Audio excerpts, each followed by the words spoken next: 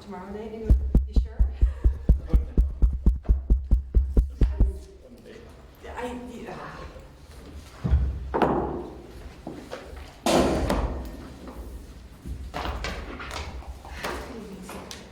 Yeah. Good.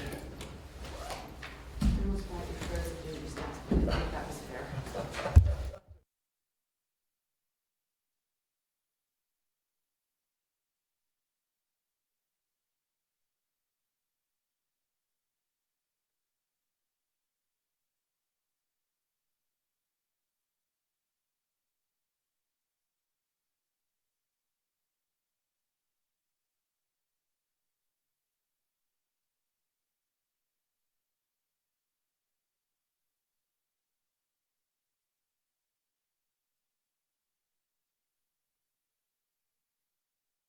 That's right. I'm not sure what,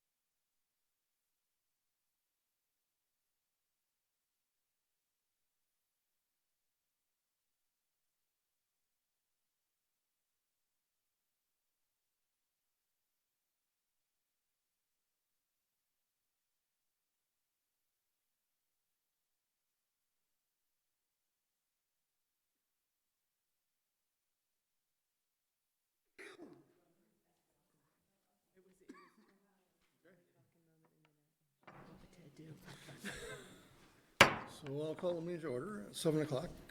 We have two sets of minutes to look at tonight. The first one is November 5th, 2019. Is there a motion? I'd move to approve the minutes of November 5th, 2019 with any amendments or additions thereto. Is there a second? It's done. Second. I'll second.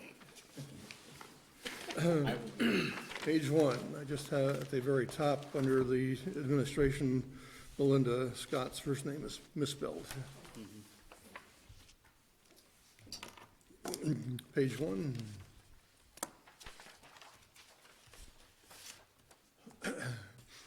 Page 2.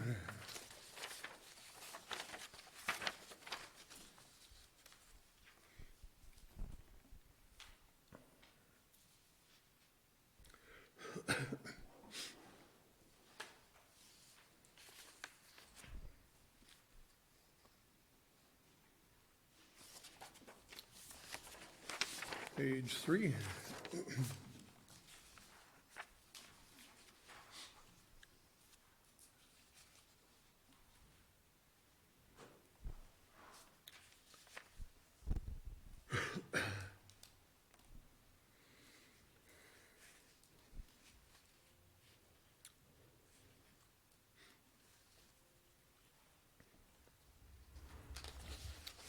And page 4. One very minor thing on page 4, the 1, 2, 3, 4th, 5th bullet down, where it talks about Williston is the highest ranked community for strong financial status out of 30, and I think it should say Vermont communities that were ranked.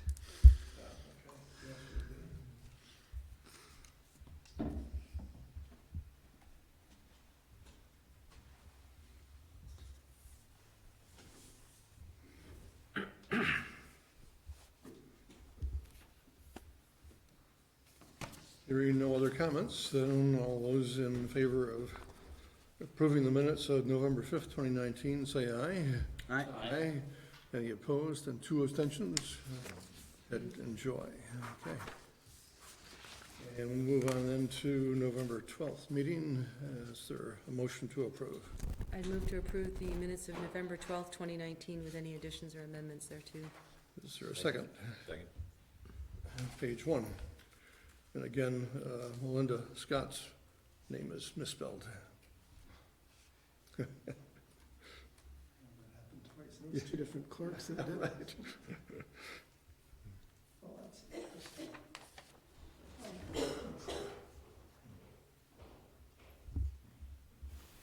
Right. Page 2.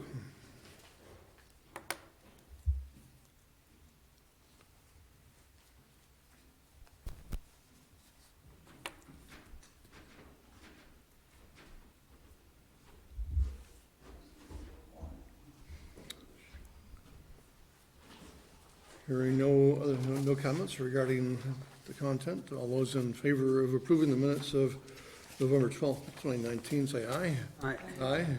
Any opposed? And Gordon abstains. Moving then on to public comment. If there's anyone in the audience who has anything to comment on, anything that's either on the agenda or not on the agenda, this is an opportunity to do that. Seeing no hands raised, we'll move on to board interviews. And tonight we have 3 candidates for the Planning Commission, and I'd ask all 3 to come up to the table where the microphone is, pull our chair up, and we have Oliver Barkley, Amy Brewer, and Shayla Livingston.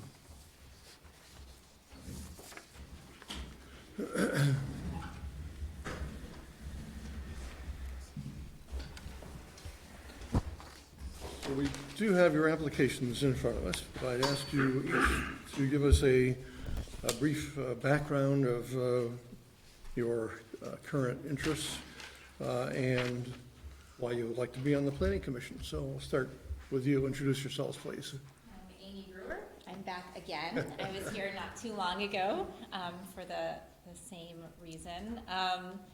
Brief history, I master's in public health. I work in tobacco control, obesity prevention up in Franklin, Grand Isle. I've lived in Williston for 14 years now.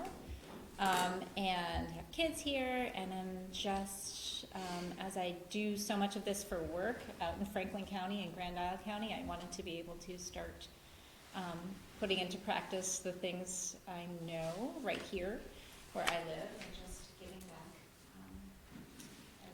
and volunteer. Good, thank you. Hi, good evening. My name is Oliver Barkley. I was a teacher for 20 years down in Virginia in the inner city, and I got into a lot of trouble with gang members for pulling students off of the streets and back into school. And it got to the point where I had some students who were killed, and I was next on the list. And so my girlfriend at the time said, "Hey, why don't you move to Vermont? You probably won't get shot up there." So I said, "That's probably a good idea." And I've been here ever since. I've been here. I started at the Howard Center as a behavioral interventionist. Then I moved to the Women's Rape Crisis Center, where I was a public educator. And then I went to the post-bac pre-med program at UVM, got into PA school down at Franklin Pierce University, practiced primary care at Dartmouth, and then moved to UVM in their emergency department. And now I'm currently in urgent care at Concentra in South Burlington. My interest in being on the board is, the committee, is I have a 4-year-old son here in the community who's at the EEE program. I have ailing parents in Virginia who I like to move to our community. And my mom always asks me, well, how am I going to get to the grocery store? How am I going to, what is there for me to do? What sort of social activities is there in Williston? And so I have this sort of interest on both ends of the spectrum, both young and old, to sort of make this community a place where my son, has the things that he needs to be successful, and my ailing parents do as well. So that's the foundation of why I want to be on the planning committee, because I want to see a future where both my son and my parents sort of have a vibrant life here in the community. Thank you. Thank you. Hello everyone, I'm Shayla Livingston. I'm born and raised in Vermont. I live down on Oak Hill Road near Isham Farm. And I am also in a master's in public health and very interested in local planning, because it is the way that we can most directly affect the lives of our community members, especially for the social determinants of health and public health related to both access to nutrition, limiting access to drugs and alcohol, and access to good places to have recreation. I'm also very, very interested in the aging population in Vermont, and looks like Williston does have a growing older population, and making sure that our communities are livable communities for people to age in place, I think, is an incredibly important thing. Work at the health department. I'm a policy advisor to the commissioner right now. I have another interest in especially cannabis regulation, if that does happen, and working to help communities have some control over that. And I feel very strongly that communities have control over that, whether or not you're on one side or the other of the issue at stake. And so that's another topic that I feel is something that could come up soon for Williston and for communities in Vermont. And I do have a young son here. He's 2.5, and I'm excited to raise him in this community, and have him mountain biking on our trails, and all of the wonderful things that I think Williston can offer. Thank you. So now it's the board's turn to ask you questions, and so I turn it over to members of the board. I just have to, we used to have such difficulty getting people. And it's an embarrassment of riches, which makes our job really, really hard.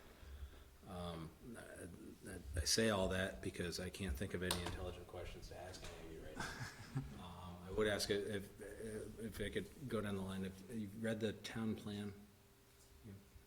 Okay. All right. Any opinions, thoughts, critiques of it? I read it last night. It's far as I could go through it at 9 o'clock at night. It's thorough. I look at town plans, from Richford to, we're looking at sidewalk planning in St. Albans, and the ideals that are here in Williston as far as, keeping things dense and walkable and bikeable and connected. It's just very thoughtful and advanced, from what I can compare it to, from what I know. And it's really exciting to live in the community that has that foresight and infrastructure and thoughtfulness, and I'm excited about it. So I don't have criticisms. I'm not knowledgeable enough to go through and say, I can look at other town plans and say, wow, they're encouraging sidewalks, but not in this, realm, and only if the developer wants to. I think the park language in there, whether it's developer or community park, and scale versus community park, and how things are laid out and connected, is just really thoughtful, and I'm excited about it. I did read the plan. I also met with Matt and Emily for about an hour, and I was just impressed with sort of the focus on sort of green, renewable, sort of a sense of trying to reduce our carbon footprint as a community. I was really proud to live in a community that found that to be a priority. So I was excited when I read the plan, actually. So I read the plan. I can't say I read every single word. I did, however, do a search for the plan for health. And while there are a lot of really wonderful things in there that do impact health, there are not that's not specifically called out. I've worked with Matt before and on a project, and I did connect with him. And I know the next plan is not for a while, but one thing that I would be very interested in is trying to find those places where we can pull that out, call that out, and highlight that for our community.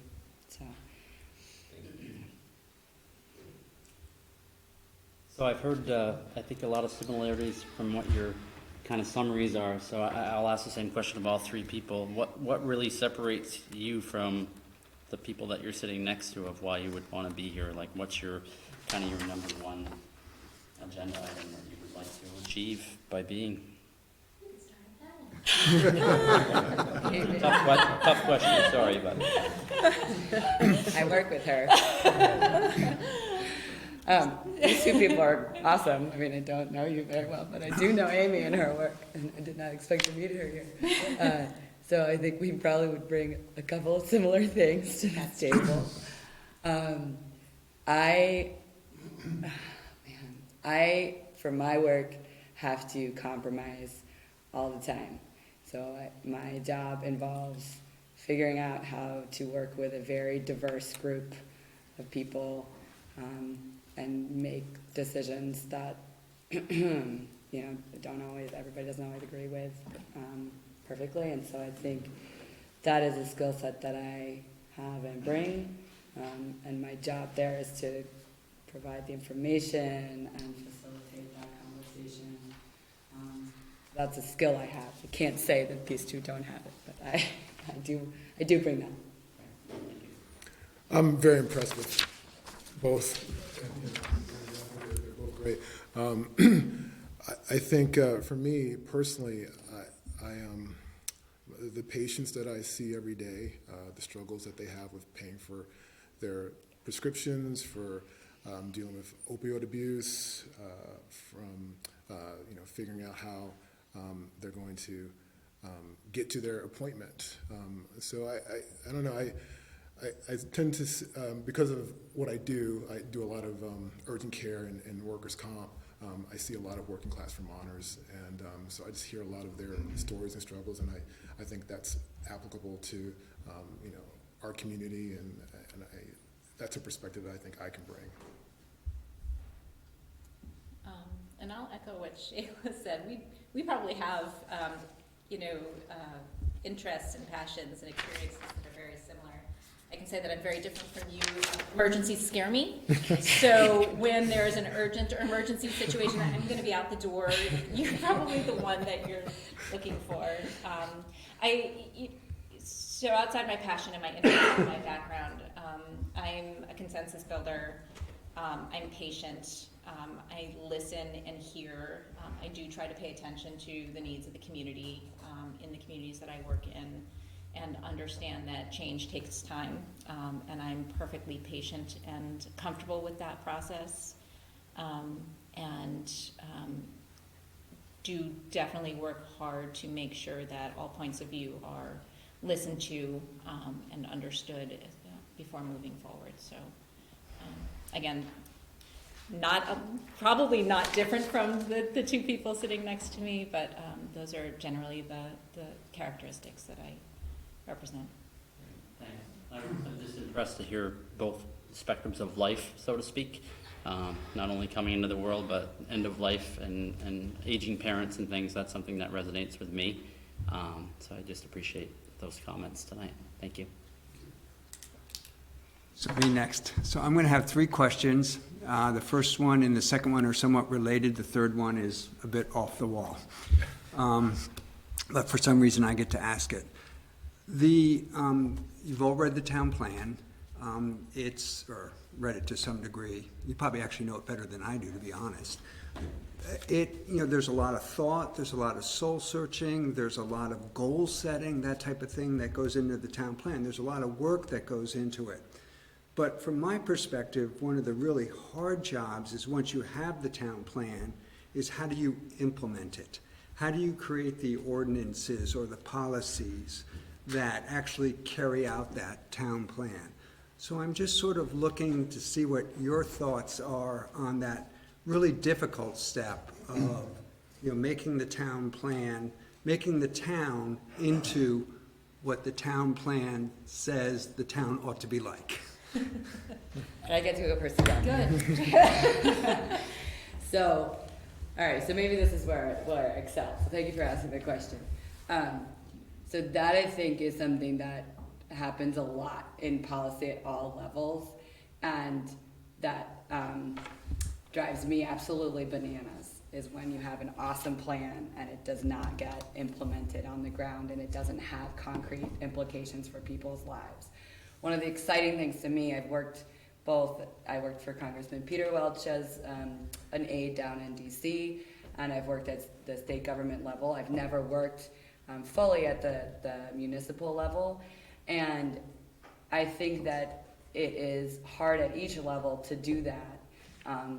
But at the state level, that is also part of my job, is to say, okay, here the legislature has handed you a policy, hopefully that we got to have some input on.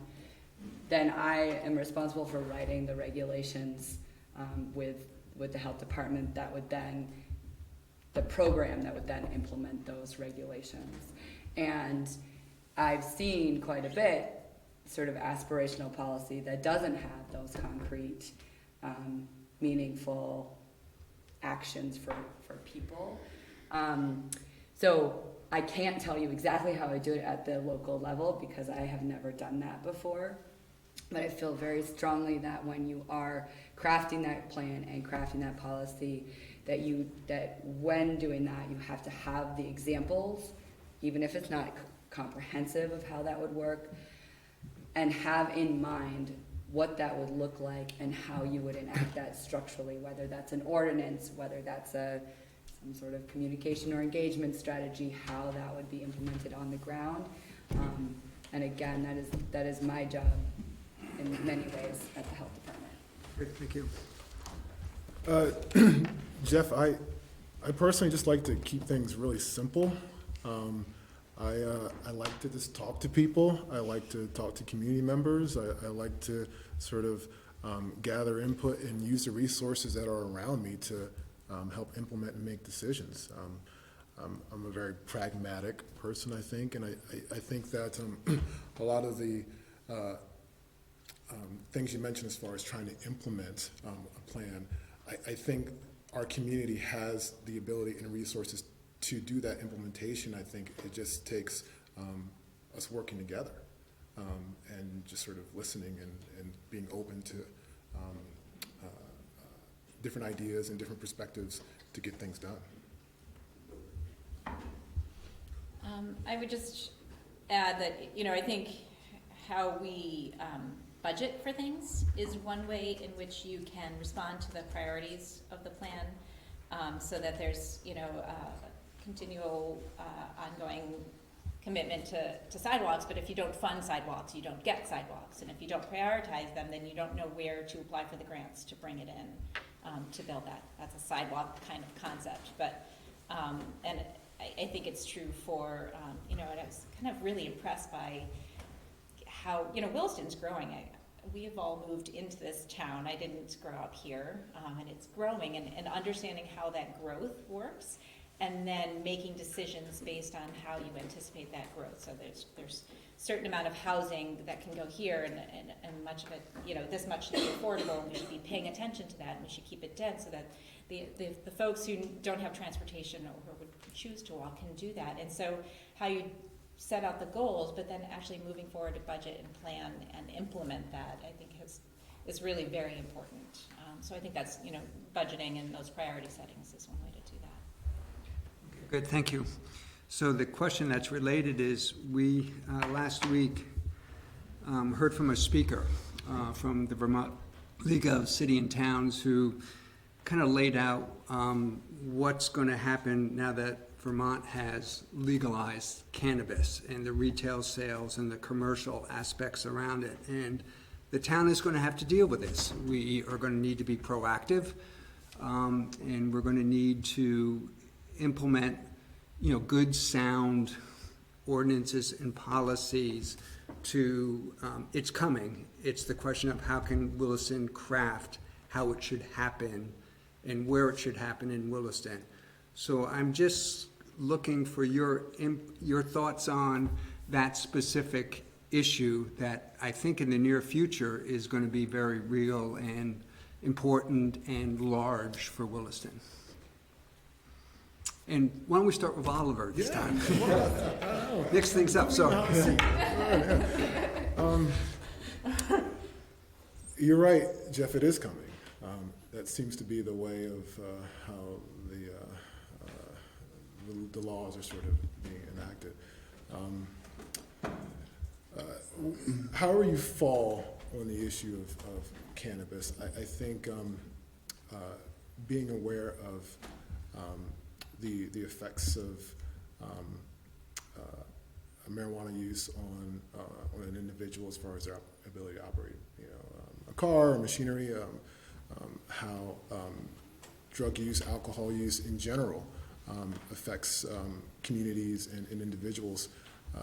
I think we have to be mindful of the laws that are coming, but sort of use prudence in respect to how we can keep our community members safe, our children safe, and make sure that we have reasonable and common sense laws and ordinances around legislation that comes about for cannabis.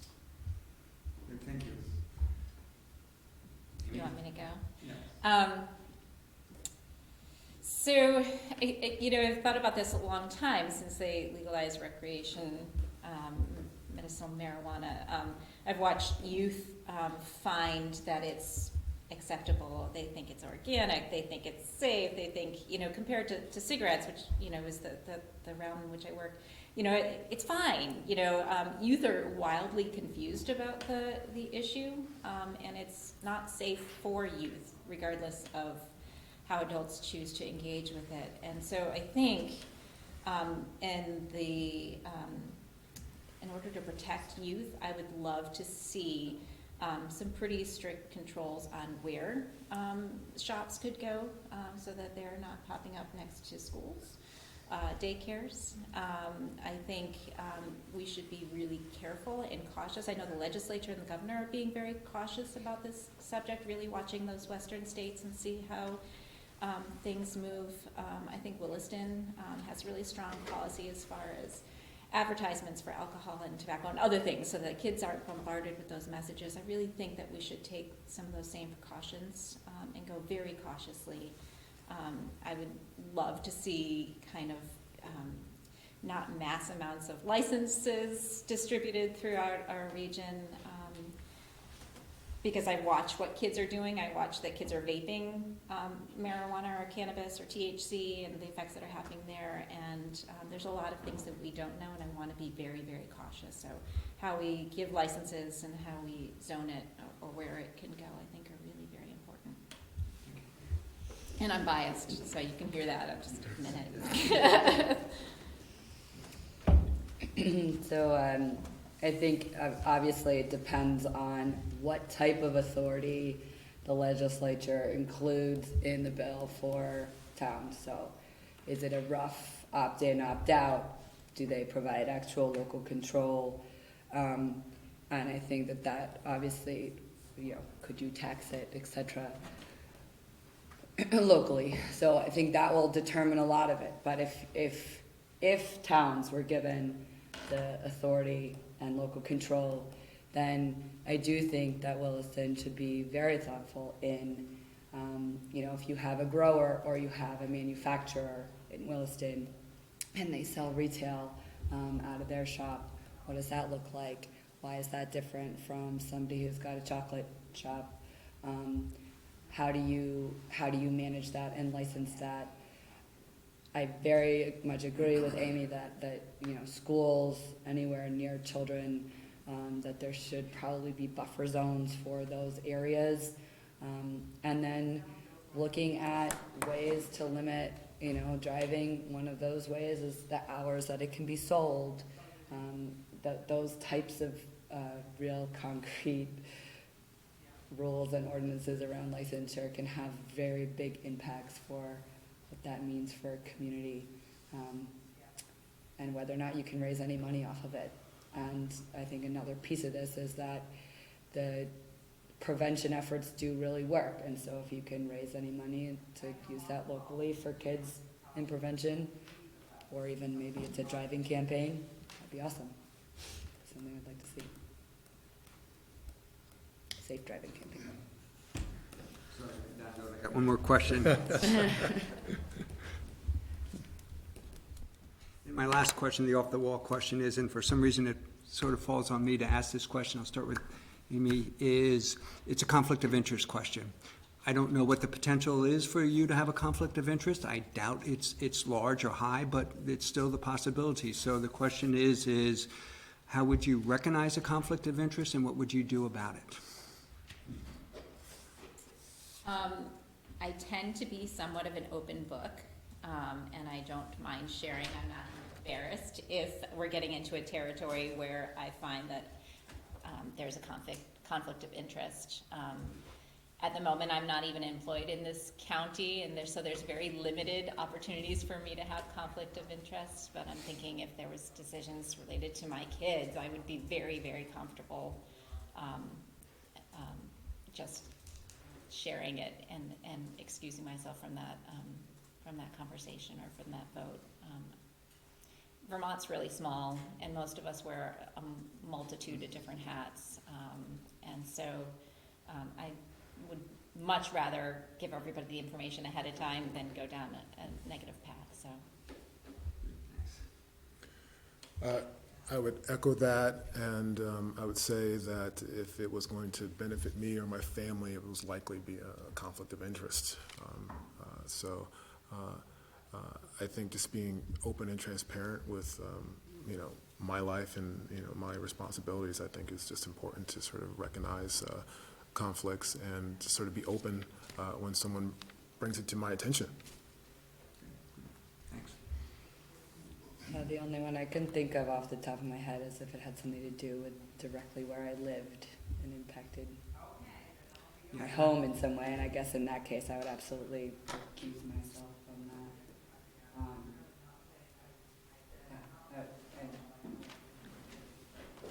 Right, no, and those are all fine answers. I don't, I guess, to be honest, as the person who says, how could I have conflict of interest, is where maybe I would start to question, but certainly none of you feel that way at all. And to be fair, that's a question that gets asked of pretty much every candidate in every appointed position. And again, for some reason, it falls on me, so I get to ask it. Any further questions from the board? Just thank you, wow. We do, and we've changed the way we do business as far as appointments go. So this topic will be the last item on our agenda for tonight. It's a public meeting. If you wish to stay or come back, I'm not sure what time to tell you, but we'll make a decision tonight on the appointment. Unfortunately, we can only appoint one person. So, and for full disclosure, I used to work for the health department. Retired after 38 years working for the department. So long before you folks came into the business. So thank you very much for coming tonight. Thank you very much. Thank you very, very much.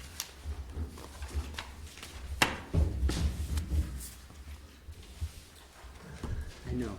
So we're moving on to the Blue Pilot Stormwater Program, and I think we have the rare opportunity to see our brand-new stormwater coordinator tonight, Christine Doherty, and along with her is Juliana Dixon from Salix. Yes, good evening, board members. Christine Doherty, Stormwater Coordinator here at Town of Williston. I have with me Julia with Salix Solutions. She's going to be able to speak to some of the questions that you may have that I don't have answers for about the Blue Williston pilot program. I believe that my predecessor, James, had originally presented this program to you earlier this year. And at that time, there was a request for some additional information, which I believe you've received through a memo recently distributed. I'm happy to answer any additional questions you may have at this time. Maybe just give us a brief overview of what you wrote for your. Yep, absolutely. So the Blue Williston is what it would be marketed as, is an opportunity for really kind of doing some outreach and education to the community members here in the town of Williston. The idea behind this program is to find opportunities to disconnect stormwater runoff from roofs, primarily roofs, but driveways and other impervious surfaces, and by implementing green infrastructure such as rain barrels and infiltration, and really try to utilize that. The goal of this is not only to do some education and outreach, but also to try to minimize pollutants that are coming off of private residences and impacting the waterways and here in Vermont, particularly in Williston. As you know, we do have some degraded waterways here, and we're actively working on trying to improve those. And this effort, will help with that, but more than anything, it helps with the education, outreach, and public awareness of this matter, and it gives an opportunity for our residents to be able to do something at the local, at home and in their property. If there's anything you want to add to that, I'd be happy to. Questions that the board might have? The only question I have is, I'm behind the idea, and you have my support, is the assistance part of it, and which if I look at the budget correctly, is set at about $1,200 per year, which if I look at the potential awards, if that's the right word, rebates, the potential rebates, which would range between $100 and $200 per residence, that ends up being 6 to 12 awards. And my question is that enough? Is it going to create it's going to be gone in the first week type of thing? Or is that, how should I look at that? Please excuse my voice, dealing with the Vermont colds that come around this time of year. So the rebates are always a critical issue.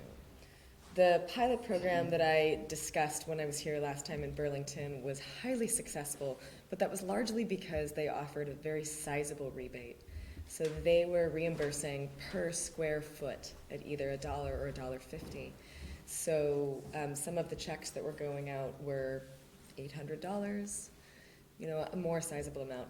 In Colchester, which this program is modeled on, the Colchester program is still wrapping up, and so I can get a final report over to you by mid-December. Colchester offered $100 to $200 rebates, and we saw far fewer properties act. But even within that, of the 31 properties that we reached out to, 10 have either implemented some form of green stormwater infrastructure or are in the process of that implementation. So these are smaller projects. These are things like rain barrels, maybe a dry well, berm swale systems. These are not permeable driveways. But from the educational component, we're touching, in the case of Colchester, roughly 45 to 50 people. And I had one home there and one home up in Jericho offer sort of a tea and talk for their entire neighborhood.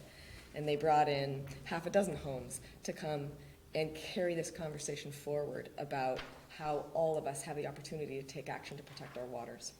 So there's sort of a twofold benefit of this program. One is the actual square footage of impervious surface mitigated, but the other is the changing perceptions away from somebody needs to do something to we are that somebody and what can we do.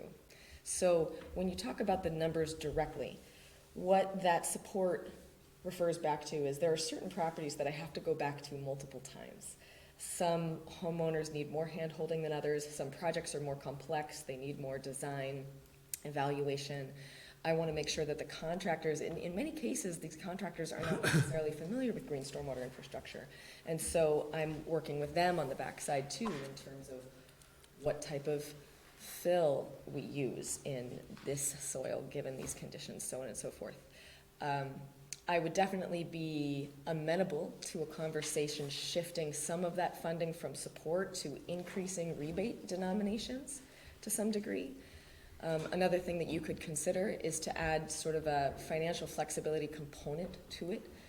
In Colchester, we ended up with a certain amount of excess funds that were unused, and so Karen Adams, who's the stormwater coordinator there, has chosen to offer a small rebate to properties who became Blue certified. So not all of the properties who became Blue certified actually implemented green stormwater infrastructure because they were already doing it. And so she wanted to take monies in excess to say, thank you for doing this, and thank you for signing that agreement to commit to continuing this watershed stewardship for the next 3 years. So that's something that your town could consider as well. One thing you just mentioned was culture. I'm not sure how to interpret what you said. You said Colchester's program is ending. Is this a year-long program, or is this a program we would have from year to year to year? So she has already committed to renewal. Okay. And we're meeting on December 6th to negotiate that. Colchester would like to expand beyond the pilot program that we operated this last summer, but we haven't yet had the conversation of what that expansion might look like. Because I interpreted this to mean, I realize it probably won't go indefinitely, but I would envision it would be at least more than a year long. Possibly, I shouldn't at all speak to how long, because I have no thoughts. And what would your thoughts be about that? Yeah, so thank you. Jeff, I really, really hope that this program, if given the opportunity to move forward, would be a success. And within that success, we would find the energy and the desire to continue to expand it and to carry it on for the years moving forward. Water quality is not something that's going to get resolved tomorrow. And this is such a, to me, it's such a great opportunity to really do outreach, education, to connect with the community, to get community involvement. So I would really like to see this program continue on as long as it's successful. I have reached out to my counterparts in Burlington and in Colchester as well to get their feedback on their experience, community feedback, and what they thought. And both of them had very positive things to say. The community's members that they've worked with found this to be very educational, very valuable, and looking for the opportunities to continue to move forward in their communities as well. I think if I could just add to that, I think when James and I were first having this conversation, one thing that's important about a pilot program is that you have the opportunity to identify the successes and the failures within your specific community, so that if we were to roll into a program that would span some years, we could fine-tune it based on your specific needs. So I would love to look forward to the future, but I also think it's important for us to be able to have the opportunity to do that sort of SWOT analysis at the end of this construction season. Okay. And then I'm on the page 2 of the memorandum, where it talks about project duration, and specifically it's the comment of to identify and select contractors. And I was a little confused by that. And first of all, that's easily done, me get confused. The reason is because is it possible that the homeowner themselves could do the work, that they don't need to hire a contractor, or is that not part of the program? So it depends on the level of the project. For a rain barrel installation, most homeowners are going to do that themselves, although not all of them. Okay. But for something like the installation of a permeable driveway, I have Sure, yet to yeah. meet the homeowner that's Yeah. prepared to do so. And so when Burlington and I first created our contract, Burlington wanted to have a way to ensure that the funds that they were investing would be put to the highest level use possible, given our knowledge at the time. But as I mentioned before, not every contractor is familiar with green stormwater infrastructure, and we did have one home in Burlington where the contractor was quite reluctant to discuss the differences between a permeable driveway and a regular driveway. And so that was a case where we had to do a lot of negotiation between the homeowner, the contractor, us, and the town of Burlington, city of Burlington. And so we have tried a program where contractors get a certificate of knowledge through Sea Grant, but that proved to be a little bit problematic. So what I've gone to doing now is whatever the project is that the homeowner is going to do, they need to submit their plan to me. So I need to know who is doing the installation, and I need to see the plan so that I can approve it. And then for larger, more complex installations, I will stop by the property once or even twice during installation to make sure that what's going in on ground stays true to the plans that were submitted. Okay. All right, good, thank you. Any further questions? If we wish to proceed, then a motion will be needed. Establish a blue stormwater pilot program as presented. Is there a second? I'll be happy to second. Is there any discussion on the motion? Hearing none, all those in favor of the motion say aye. Aye. Any opposed? And no abstentions? Well, congratulations. Thank you. Boy, success on your first visit. Yes. So let's move on into the Trader Lane project update, and Eric, I think you're going to talk about that. Provide an overview here to start. So tonight we're going to look at a background on the project, its current status with a partnership network possibility that's emerged, and some possible next steps. So staff is looking for direction from the board whether to continue to invest time and resources in this project. We can have that discussion this evening. So to start with the background, the extension of Trader Lane to create a grid street from Marshall Avenue to Route 2 has been a long discussed project here in town. It's addressed in the town plan as a high priority transportation improvement project in multiple places. The plan states that these grid streets will provide better access, relieve congestion, and provide the access needed for more intense pedestrian friendly development pattern. In 2006, the town undertook a study by RSG as the consulting firm, and that study concluded that these grid streets in the area would have a positive impact on traffic congestion. In the memo in your packet is a visual from that report which shows these grid street alternatives. Grid streets are also a proven public infrastructure economic development tool, improving access. There exist undeveloped parcels in the area. As we looked at the retreat last week, I brought with me the visual Jeff Nick passed out just to show the area, and you guys probably recall that from last week here. So that's the background. So this is where we are today. there's some partnership networks that have emerged in this discussion. Public-private partnerships have been pursued as a means to leverage financial investment by a number of stakeholders with interests to form a coalition here. And I'll reference some numbers here, and that's on the last page of your memo as we look at the budget. The estimated cost for completion of this project is about $2 million. So as we look at our revenue sources right now, the town's collected about $591,000 in impact fees to date.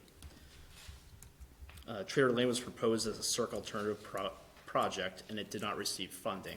But the Vermont Agency of Transportation did award $450,000 in funding for what would result in a new four-way signalized intersection, and this would be at Trader Lane, Route 2, and Helena Drive. This funding was awarded 5 years ago. Not moving forward with this project may jeopardize this funding from the state. We're being aware of that. So that creates a funding gap in this project right now of about $920,000. We've had meetings and discussions with Taft Corners Associates. They're a property owner for the land of which Trader Lane would pass. Taft Corner Associates is willing to make a financial contribution towards this funding gap I mentioned. They've also expressed a willingness to engage other potential private partners to discuss contributing these funds.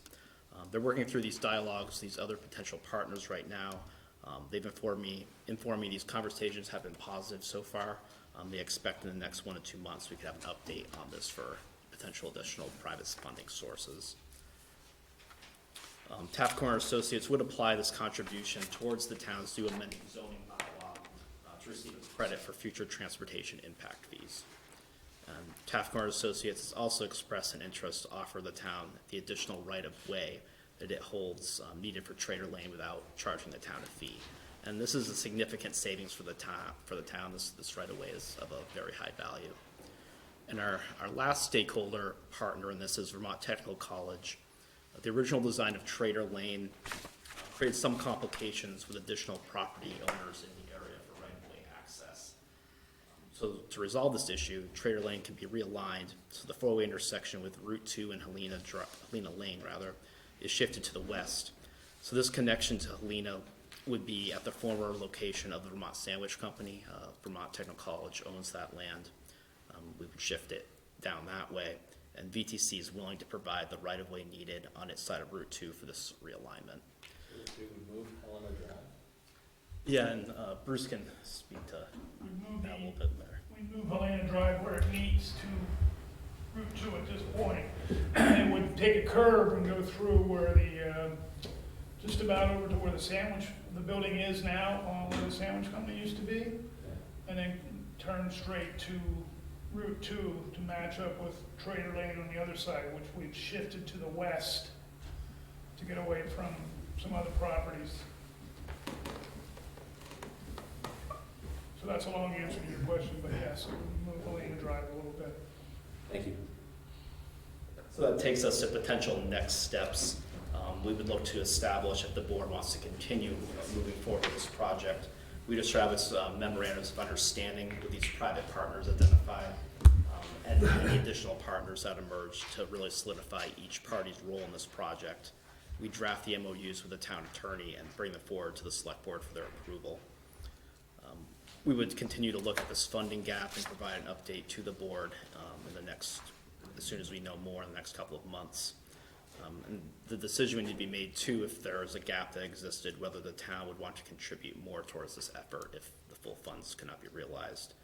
Public Works has also analyzed the cost and estimates around $260,000 could be saved with some design elements of the project or delaying elements further for the future. So looking at potential timeline, kind of a closest best case scenario if we move forward with this project. If we secure the funding and the MOUs this winter, it's possible construction could take place in 2021, but that's just a rough estimate, and there's a lot that would need to happen for that. So, I'm happy to answer questions, and Bruce is here, and he has a lot more experience with this project than I have in the last few years. Interesting, we talked about public-private partnerships last week at the retreat, and it seems like a opportune time. We've been talking about the right-of-way that we need to get through there. It's been a hang-up for several years. This is perhaps a good way to get around it. But anyway, questions from the board? To be somewhat blunt, why not? Well- I'm not seeing any downside here. What am I missing, I guess? Well, no, you're not necessarily missing anything, other than we've invested, and Bruce can help me with this, a lot of money into the previous alignment. And that, not all of that investment, but a good part of that will be for naught. And we will have to invest more in redesign and permitting. We had most of the permitting in place for the previous alignment. Do you have a sense, Bruce, of? Most of those permits have expired. Yeah. We never went all the way to Act 250, so we still have that to do. But we have to go back to water supply. I think the stormwater permit may be the only permit right now, but if we do a realignment, we're also looking at changing some of the stormwater treatment that was gonna happen, so that we'll have to get redesigned. But moving the road works for Tap Corners Associates as well as us. We're getting away from one contentious property.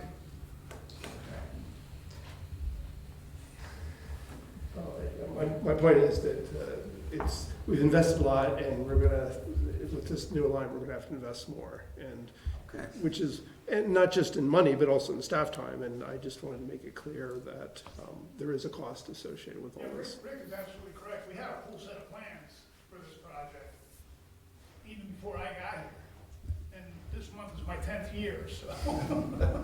Holy mackerel, really? Yeah. But having said that, it still sounds like it is a better idea to move forward with what we're doing than to not. You alleviate a bunch of problems. Yes, we're gonna have some more expensive, but you're gonna have those anyway, going back and getting permits and everything else updated. Correct? That's correct. At this point, if we were to go with the project as it is designed, we'd still be spending some money to get re-permitted and things, yes. And it is a project that was, a study years ago said this would help alleviate some of the traffic, and it is, as Eric mentioned, in our comprehensive plan. So, The intersection that we're giving the money for is part of the Cirque Highway package. We just couldn't get the whole road included for some reason. They said they pay for the intersection, but not the road, so. I mean, that's, has a fair amount of value to it, so. Right, yeah, no, there's no doubt. What can you tell us about, there's a set of plans already drawn up, which could be used tomorrow, it sounds like. I mean, I realize we're not ready to go. What can you tell us is the problem with moving ahead with a set of plans that are already drawn up? Then we'd be back to dealing with a property owner that doesn't want to necessarily play ball with us. Okay, so a reluctant property owner. Well, they've made some demands. Yeah, not that very we much feel- reluctant, but, yeah. They've made demands that we feel are not reasonable. And you believe it's better to go through the realignment route than to try to negotiate or whatever avenues are available to us? Well, we have been negotiating, it's just that the one property owner wants us to build them. $300,000 to one property owner if we were to meet their demands. So I think it makes sense to move the road. Now, Isn't it also, as I understood it, though, by moving the road, it's going to be perfectly aligned? Yes. As where right now it would not be. No, it would be pretty close to being perfectly aligned. It might be off just a few feet. But Which always seems to be a better way if you're trying to get that movement going through as opposed to zigzagging your way through. That's right. Okay. by moving this or changing the alignment, that doesn't guarantee that the property owner that we've been dealing with will not continue to be a problem. We don't need their property, but they have ways of filing appeals and that kind of thing, so just wanted to point that out. They would still be in a butter. Yes. And did I understand we do not have it, we have to go and get an Act 250 permit? We have not been through Act 250 yet. Right. So I'm looking at that timeline of 2021 as very optimistic. What were you thinking, Eric?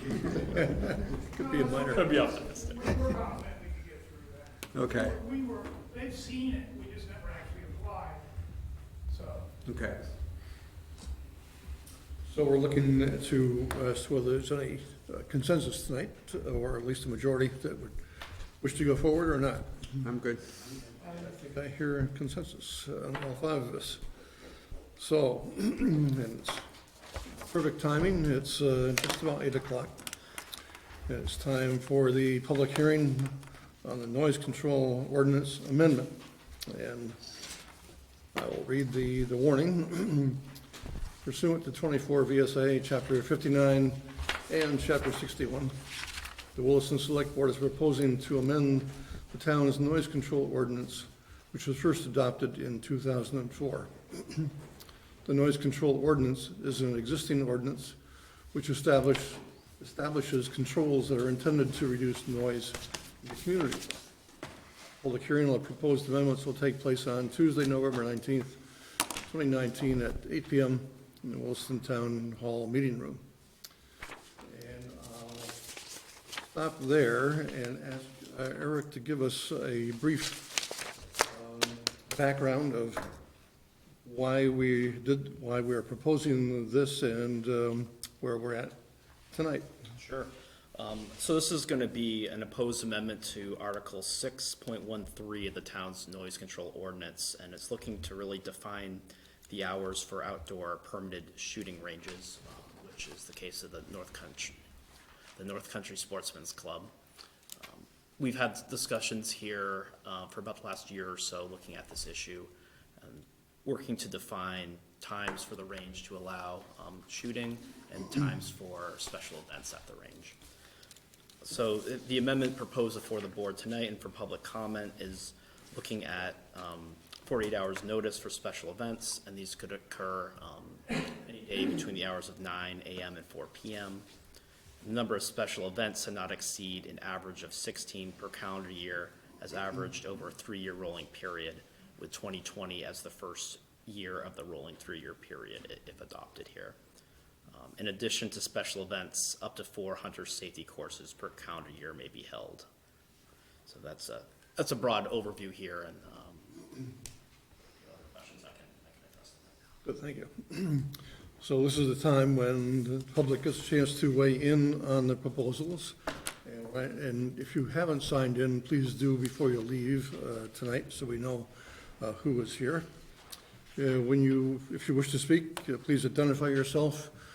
If you could keep your comments relatively brief, and I will recognize people as I see them to speak, and go through people who wish to speak the first time, and if anybody wishes to speak the second time, that'll be after the people who have a chance to speak first. So, Dave. I'm Dave Yandel. I live on Oak Hill Road. I'm a lifelong resident of Williston. I just have one general comment, and then I have 3 specific things on the ordinance. I'll try to make it succinct. My general comment is this: there's an awful lot that has changed in Williston since North Country started shooting there in the 1960s. Taft's Corners, I don't need to explain this to you. But Old Creamery, for example, has built out at a level. The density of the houses there, Porterwood, Oak Knoll, Partridge Hill to the east, Bradley Lane. There's an awful lot of development, awful lot of houses now, residential use that is affected by this, that wasn't affected when it was put there. It may have made a lot of sense at a time when it was just farms, nobody cared, but it impacts an awful lot more people now. The way our zoning, I think, is written, they're grandfathered in because they predate the zoning ordinance that would restrict this. This is a non-conforming use today. You couldn't put it there now.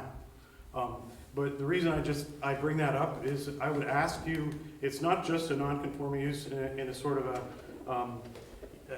administrative sense. This actually is a conflict of use, the residential use, with what in zoning terms, forgive me for the shooting sports guys, I don't mean this in a negative way, but is a nuisance activity that bothers people. That's the reason that it's not a permitted use. And it's not just an administrative thing, it's something that actually there is a history of conflict, both with the environmental impact as well as the noise. I don't know, it was 10,000 tandem loads of fill or something like that that really had an impact on people on Old Creamery. So it's not, my comment to you is to ask you to hold a very high standard here when you're considering any expansion of that non-conforming use. This is not a little detail. This is really something that affects a lot of people. And I feel like it's quite reasonable to demand a very high standard. So my 3 comments are as follows. The first has to do with Saturday shooting. As you've written this, or as proposed ordinance, it would allow shooting every Saturday all summer. They already own the peace and quiet of all of those houses I just talked about on every Sunday for the entire year. Now it's going to be all the Saturdays for the whole summer. That's unfair to neighbors, I'm sorry, that's really unreasonable.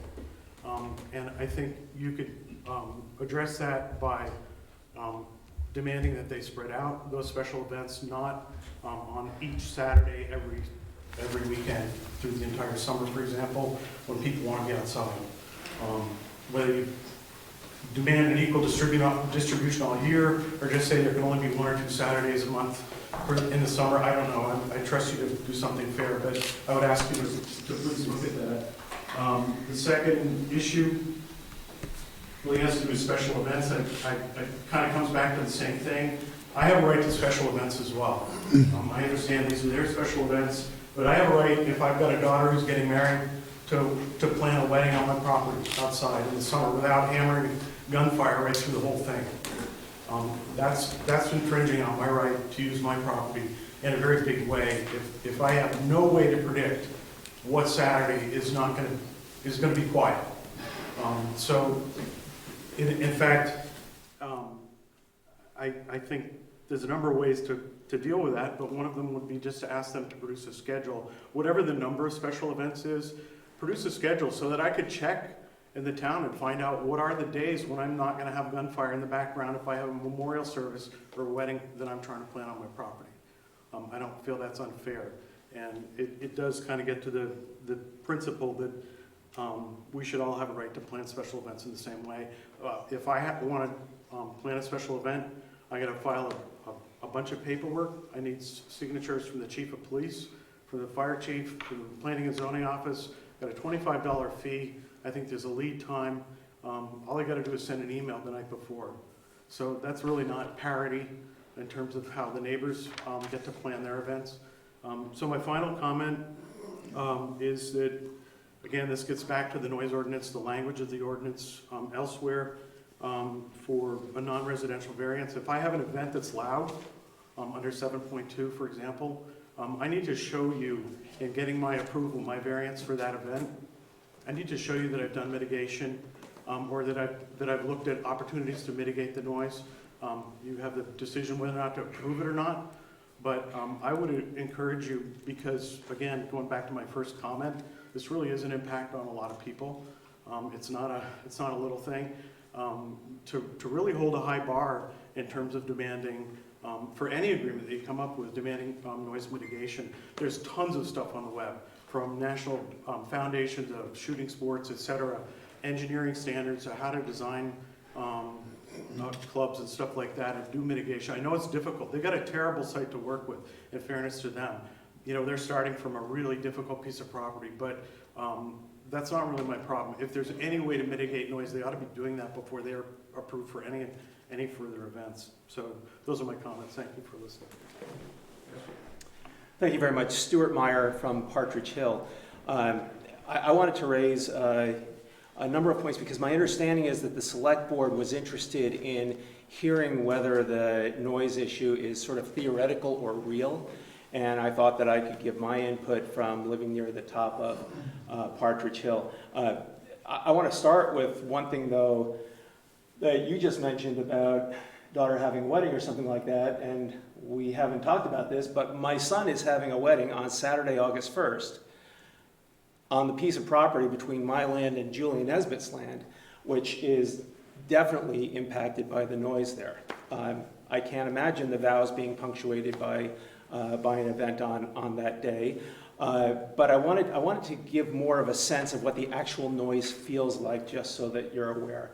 And this is coming from a background. My dad was an NRA target instructor, and going to the range many times when I was younger. There's a different sense when you're on the range. And the reason that is because you know what's happening. And you know that there are things going on. You know that things are about to start. The range gets cleared and everything like that. You know what's going on. When you're just out in the woods walking your dog or something like that, it's startling. And for anyone who's a hunter and has been out there and missed a shot and spooked a deer or something like that, you know that it's startling to an animal. I'm concerned because, and I don't know whether other neighbors will comment about their own pets. Almost everyone in the area has dogs. A lot of us have horses. And I really don't want my wife or my daughter working on picking the horse's hooves when there's the first shot that goes off of the day. The first one is always the one that's the most startling. And I see them jump. I see them react the way they do. It happens with me, it happens with pets, and it happens as far away as, well, I guess, Oak Hill, where you live, down by Old Creamery Road, and Partridge Hill, where we are. It's a fairly big area with a number of houses now. So I'd ask that you sort of take that into account. I think that there have been, I saw one email come in with some written comments as well about other effects in the area. But it's, to me, it's something that I more than notice. It is difficult, and I know it's different when you're on the range because you see what's going on. It's more of the surprise than, it's not like it's loud and it's hurting my ears, but it is shocking, and it has a big effect on people and animals. I'll stop there. I'm Diana Stewart. I also live on Partridge Hill. And just to speak to the effect that it has on animals, one of the ways that I like to enjoy my property is bird watching and watching the wildlife. And I've noticed that on days that the shooting range is open, there aren't really many, if any, birds or animals really around doing their thing. I think the wildlife is disturbed as well as pets. And also I have one dog who doesn't even want to go outside to relieve herself on days that the shooting range is open, so it leads to accidents in the house. She's never had problems with that when I've lived in other places, not by the shooting range. And I can't take her for walks at all. It causes her a lot of anxiety, so I'm unable to go on walks one of the 2 days that I have off during the week already, and if it was to expand to be on Saturdays, most Saturdays during the summer as well, that would really eliminate my ability to go on walks with her around my property. There's some great trails that I can let my dogs off leash because it's private property, and that's a big thing, because a lot of places that I know of have a leash law, so I can't enjoy having them off leash except on this property close to the shooting range, and she can't join us.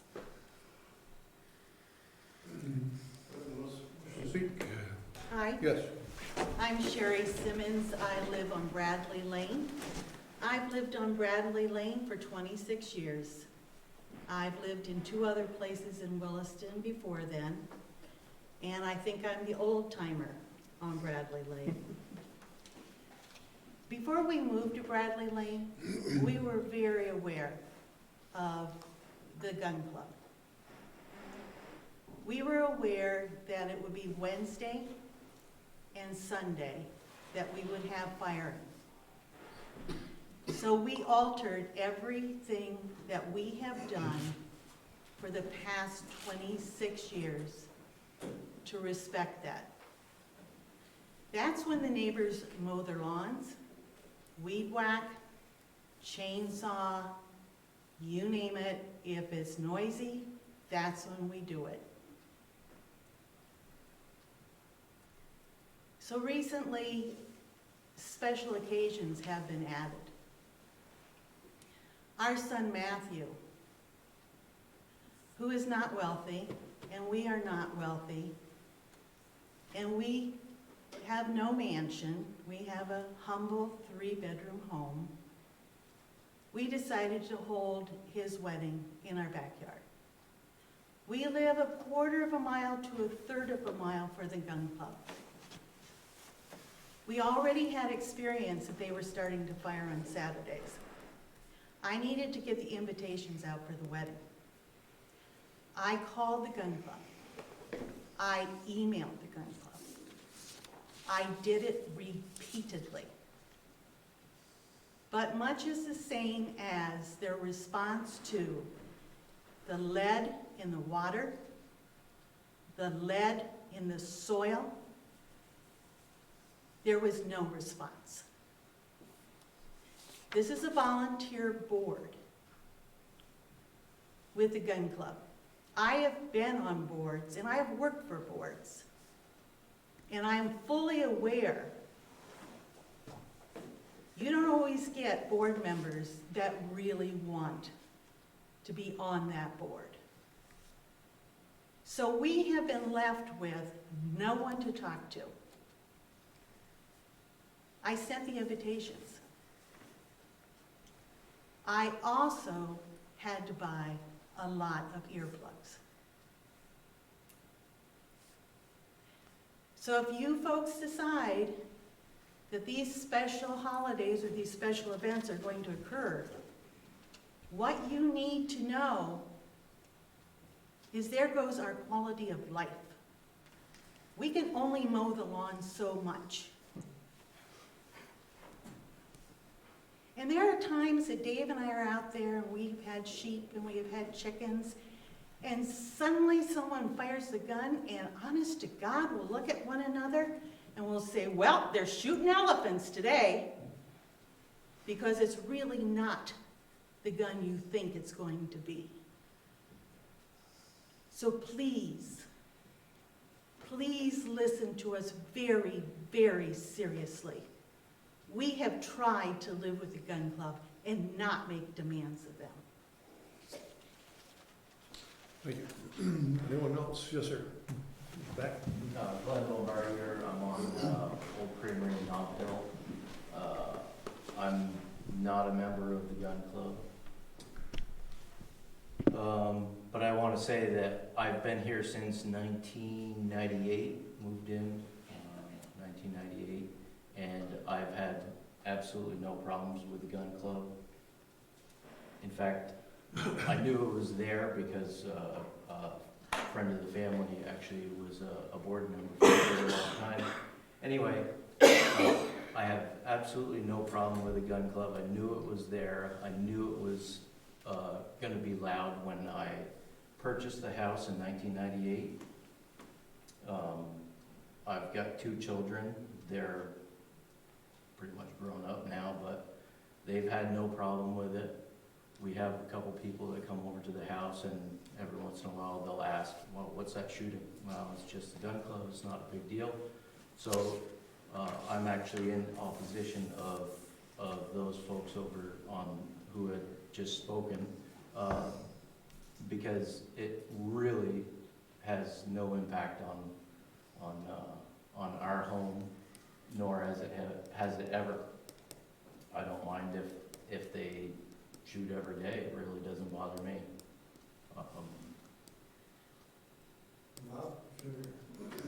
Yeah, I just wanted to, so Bob Hawley, North Country Sportsman's Club. I just wanted to sort of fill in a little bit more background. I know we all know how we got here. But the guidance that we really used to get to this point with the content of the noise ordinance amendment as it's presented tonight was really the 2017 Supreme Court ruling. And while it's 10, 11 pages long, I think we could more or less summarize that ruling as indicating that the club can continue to do what it was doing, operate as it was operating in and around the 2006 timeframe. And that was an important date because of some range protections, some statutory range protections that went into effect at that time. And what we did with that interpretation of the Supreme Court ruling was to go back into club records and look at what we were in fact doing in and around 2006. And without rehashing all the back and forth that happened in the probably 6 to 8 meetings that have taken place. To this point, I think that the content as it's presented tonight is probably the best representation that we could have as to what 2006 looked like for the gun club and the surrounding area. I think the average number of special events was taken right out of calendar year 2006.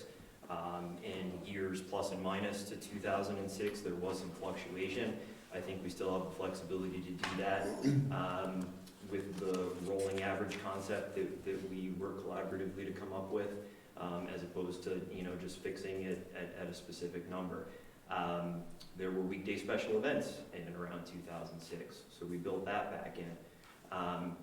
So I won't go through all the specifications and criteria of the noise ordinance as it's presented tonight, but again, just suffice it to say, I think that what we've come up with is as compliant as we can both be with the Supreme Court ruling that was really the guidance that we had to enter into this process of negotiation and drafting of the new ordinance. Thank you. Further comments? Yes. Hi, I'm Mike Weaver. I'm on the board of Sportsman's Club, have been for quite a while. I just would like to point out that every shot that's fired in the town of Williston does not come from our club. We have neighbors adjacent to us that fire Magnum rifles and handguns on a regular basis. Anytime that we're having a special event, we do give the town notice. If anybody would like to be on that notification list, we'd be happy to include you on that, but we are not the only source of noise in the town of Williston. Thank you. Pete Watson, 126 Coyote Lane. I am not a member of the club currently, but I do wanted to just recognize that I think there's been a good balance here that the board is trying to come up with. I know the ruling from the state Supreme Court gave direction. I think the town has tried to find a balance. The club has tried to find a balance, and I kind of appreciate that. Listening to the neighbors, I think I can understand that. I mean, I hear the gun club from where I live. I kind of got a straight line of sight to where the club is, but again, it's something that's been in operation since, what was it, 1962? So, it hasn't been an unknown, and as developments occur, the town is growing immensely in different places. So again, we try to find a balance to keep everybody happy. I think the offer that was just made about, hey, getting on an email list, if people want to be identified, I think that's a great courtesy, but I think the way the ordinance is written is appropriate. Further comments? Yes. I have a question. You said that there's a 48-hour advance notice that has to be given before these events happen. Yes. So they only have to give us 2 days' notice that they're going to have a special event on a Saturday? Yes, I believe that's true. So there's no way they will have in 2 days come up with planned and invited people to an event. I mean, you can't come up with anything that fast. So why do we only get a 2-day notice on something that's going to potentially ruin a family event that we're going to be having? Why can't those be scheduled months out in advance? I'm sure that the gun club schedules things in advance, but I believe that the 48-hour notice is something that existed before 2007.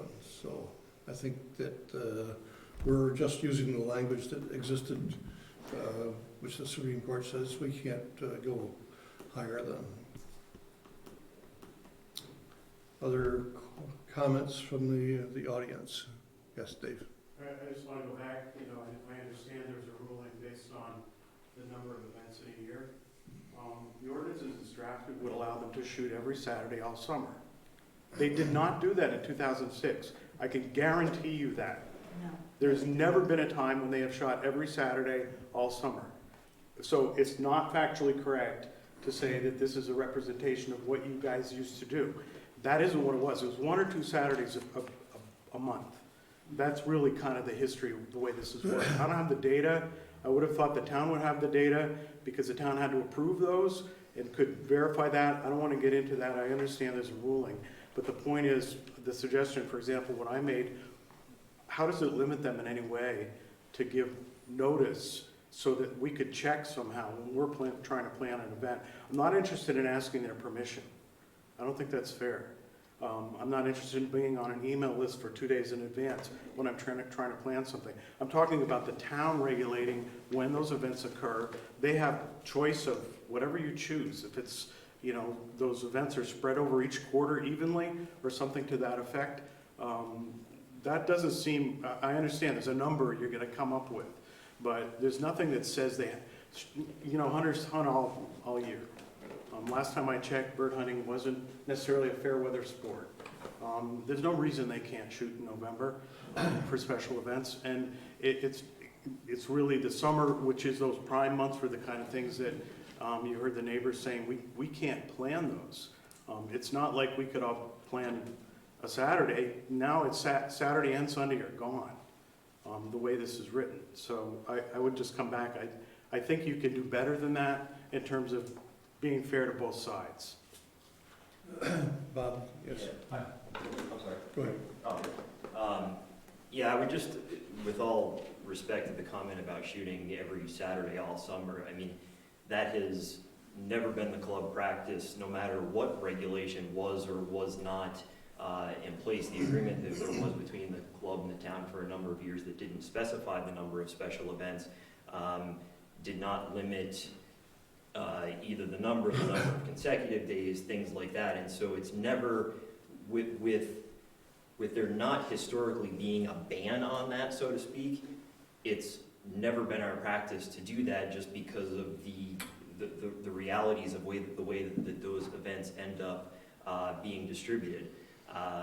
And so, you know, there's really, I would argue, no need to codify that in writing when it's never been the reality of the club's operations under any agreement or lack thereof that has ever existed between, what was it, 07 and 2015 and previous to that when there was no requirement of an agreement at all. So I guess I kind of understand the theoretical concern around that, but the reality is that that's not the way that events end up being scheduled. Some information that we have on special events at the club: in 2005 there were 15, in 2006 there were 16, in 2007 there were 25, and in 2008 there were 25. Lady in the back. Just to clarify, I'm asking for 16 additional days. Am I between 16 and 20 additional days? 16 is the number, and that on an early average. So theoretically, they could have 32 in 1 year and then nothing the next 2 years. Well, not 32, because we have the cap of 20. Oh, you're right. Yes, you're right. So, but this is, so they've been doing 25, and now they want to add another? No. Okay. Is there a way to say you can have these special events on the second and fourth Saturdays of every month and not, we can then say, okay, if we want a family reunion, we do it on the first and third and know that we're not going to be interrupted?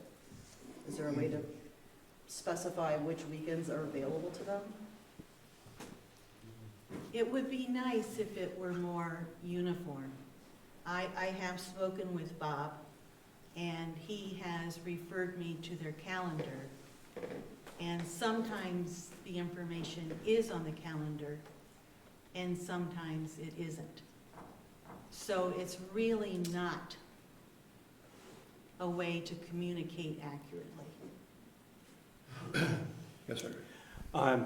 It's been a while since I read the Supreme Court ruling, but my recollection is that it paints with a fairly broad brush, and there is some vague direction that is given, but not extremely specific. And I would take issue with the notion that if there was not a requirement for an agreement before, there can't be a requirement for an agreement now. I don't think that the town needs to be as sort of liberal with when things can be scheduled as was just described. And I would suggest that because of the concerns that were noted, that the town do the absolute minimum that it thinks is required by the Supreme Court ruling and nothing more, because it does pose a serious issue for the landowners, and the town has every right. The club has every right, based on the Supreme Court ruling, to keep operating within the bounds of what the Supreme Court said, but I don't think there's any reason for the town to be more generous than that. Further comments? Just one quick follow-up. I mean, I think what we just heard was there never was a time when they shot all 4 weekends. And the ordinance in the summer, for example, and they're saying they wouldn't do that. The ordinance would permit that. And what we just heard is they've never done that. So it wouldn't really be a compromise for them to say, no, we won't shoot all 4 Saturdays all summer. It wouldn't be a compromise at all. That's just exactly what you guys just said. So I don't see any reason, and to me, going back to the comments I made at the beginning, it's a non-conforming use. What is the use? The use is the thing that impacts the neighbors. It's that noise. It's the inability to use the peace and quiet of your own property. And so an expansion of that use that consumes every Saturday all summer, that is an expansion of the use. I would be concerned that the town is opening itself up to not enforcing its own zoning bylaws by allowing them to shoot every Saturday all summer. So I don't think it would really impact them that much to say we're not gonna do that on every one. I think a lot of neighbors might not have a problem with some, at least I wouldn't, with some weekday types of special events. It doesn't have to be an all-day thing. There's lots of things they could do from 4 to 8 in the evening on a weekday. You know, it seems like there's some creative ways to give them the number of events that they would like. They're gonna have to give a little bit on scheduling them. They're gonna say, we don't know what it'll be, but June 6th is our day. We're gonna have a special event that day. I don't feel like that's that big a compromise, given what we're otherwise would be asking neighbors to do, which is to give up every weekend all summer forever to gunfire. Further comments? Yes, sir. Just want to make one comment. Don Jarvis. I'm probably the newest member on Bradley Lane. I'm an avid hunter, sportsman, done a lot of skeet shooting myself. And I moved to Williston knowing that the gun club was there. I support the gun clubs, and I don't want to see gun clubs go anywhere. Right? It's too many of the gun clubs are going away, and I want to support them, and an NRA supporter as well. However, I travel all week long for my business, for work, and all I have is my weekends. I think to Dave's point, I think we need to come to a compromise of how can we still support the gun club in our community with members in the community, but how can we come to maybe some conclusion where there's some times during the week, or maybe not all day Saturday, because that's all I have is really my Saturdays. I travel sometimes on Sunday, get back on Friday, so it takes a lot out of my personal time with my family and my friends. And yeah, it is loud. I shoot myself, and it's loud, and you don't know when that first shot is coming. I think many people know that, as they're hunters in the room as well. I'm gonna say it scared me on the weekend, this past weekend, just that first shot, and I was like, it's Sunday, the gun club is open, but it's that first shot that's always disturbing to everybody, and it's not just a gun club, it's my house, it's Leo's house, it's everybody that shoots guns every once in a while, especially during hunting season. We're all gonna be startled, but how can we come to a conclusion that, a compromise that we all can work together to support everybody? Further comments? Bob? Yeah, I'll just maybe close. Probably say, a couple of the concerns that have been brought up, whether it's that, hearing the first shot and having some heads up of that. I understand that the 48-hour notice doesn't necessarily allow a lot of time for rescheduling a large event or something like that, but it should at least take care of that, the first shot startling on a day that you may or may not be expecting it. Again, we've heard the suggestion that maybe shifting some events to weekdays. Well,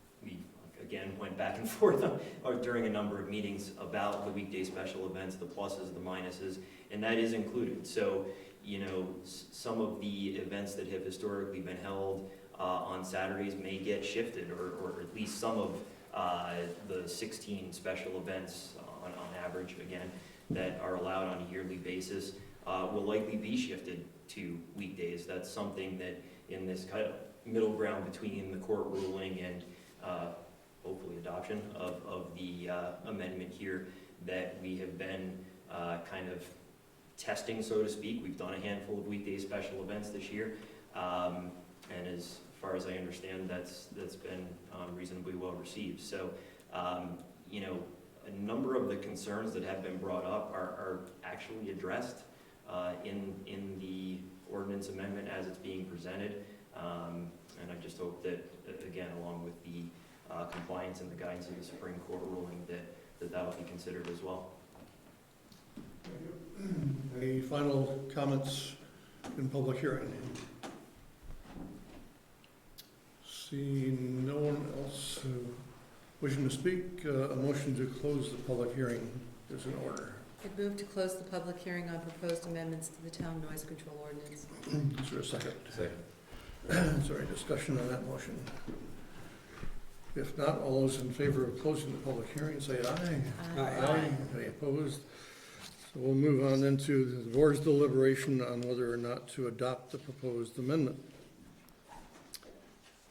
Comments, questions?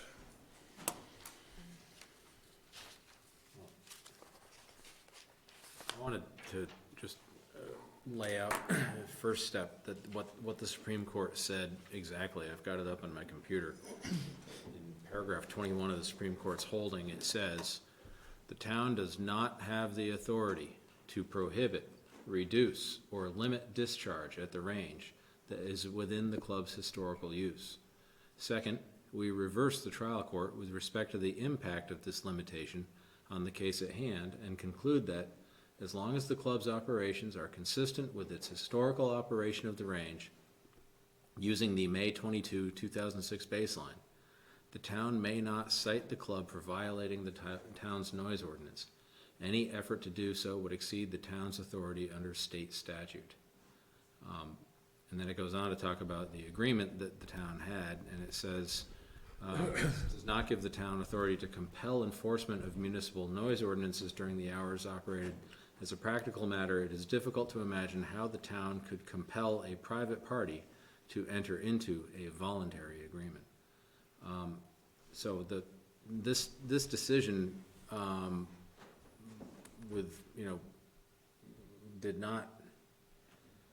didn't give the town much power, and the statute that the town is operating under gives it considerably minor, if any, power at all. The zoning laws don't really have much to do with anything on this. The thing that I was trying to,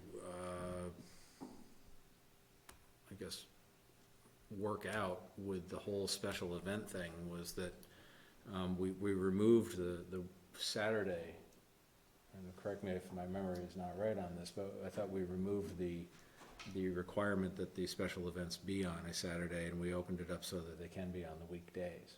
Yes. And the thought was that if they do have them on the weekdays, that will eat up some of the rolling average 16, so that it would free up weekends. The other thing is that as a matter of historical record, the town has been trying to keep track of special events as they come in. We've done a good job for the last 10 or more years, but probably not a great job from before 2006, because it just didn't occur to anybody that would be something that would be important. So in terms of being able to show what the historical use is, it's not like the town, and I wasn't, I'm not the town manager now, and I certainly wasn't the town manager in 2006, but I don't think the town administration was negligent in any way. This is one of those awful situations where whatever the town government does is not going to please anybody. And unfortunately, the Supreme Court, unfortunately for the people on this side of the room who are opposed to noise, and I understand why they are. I sympathize very, very greatly with that.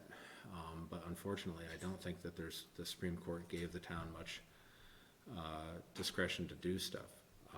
So the special events that are there, you know, it's the rolling average and keeping them on so that they didn't have to be on the weekends. We thought was a way to make it so that it would evolve so that there would be free time on the weekends.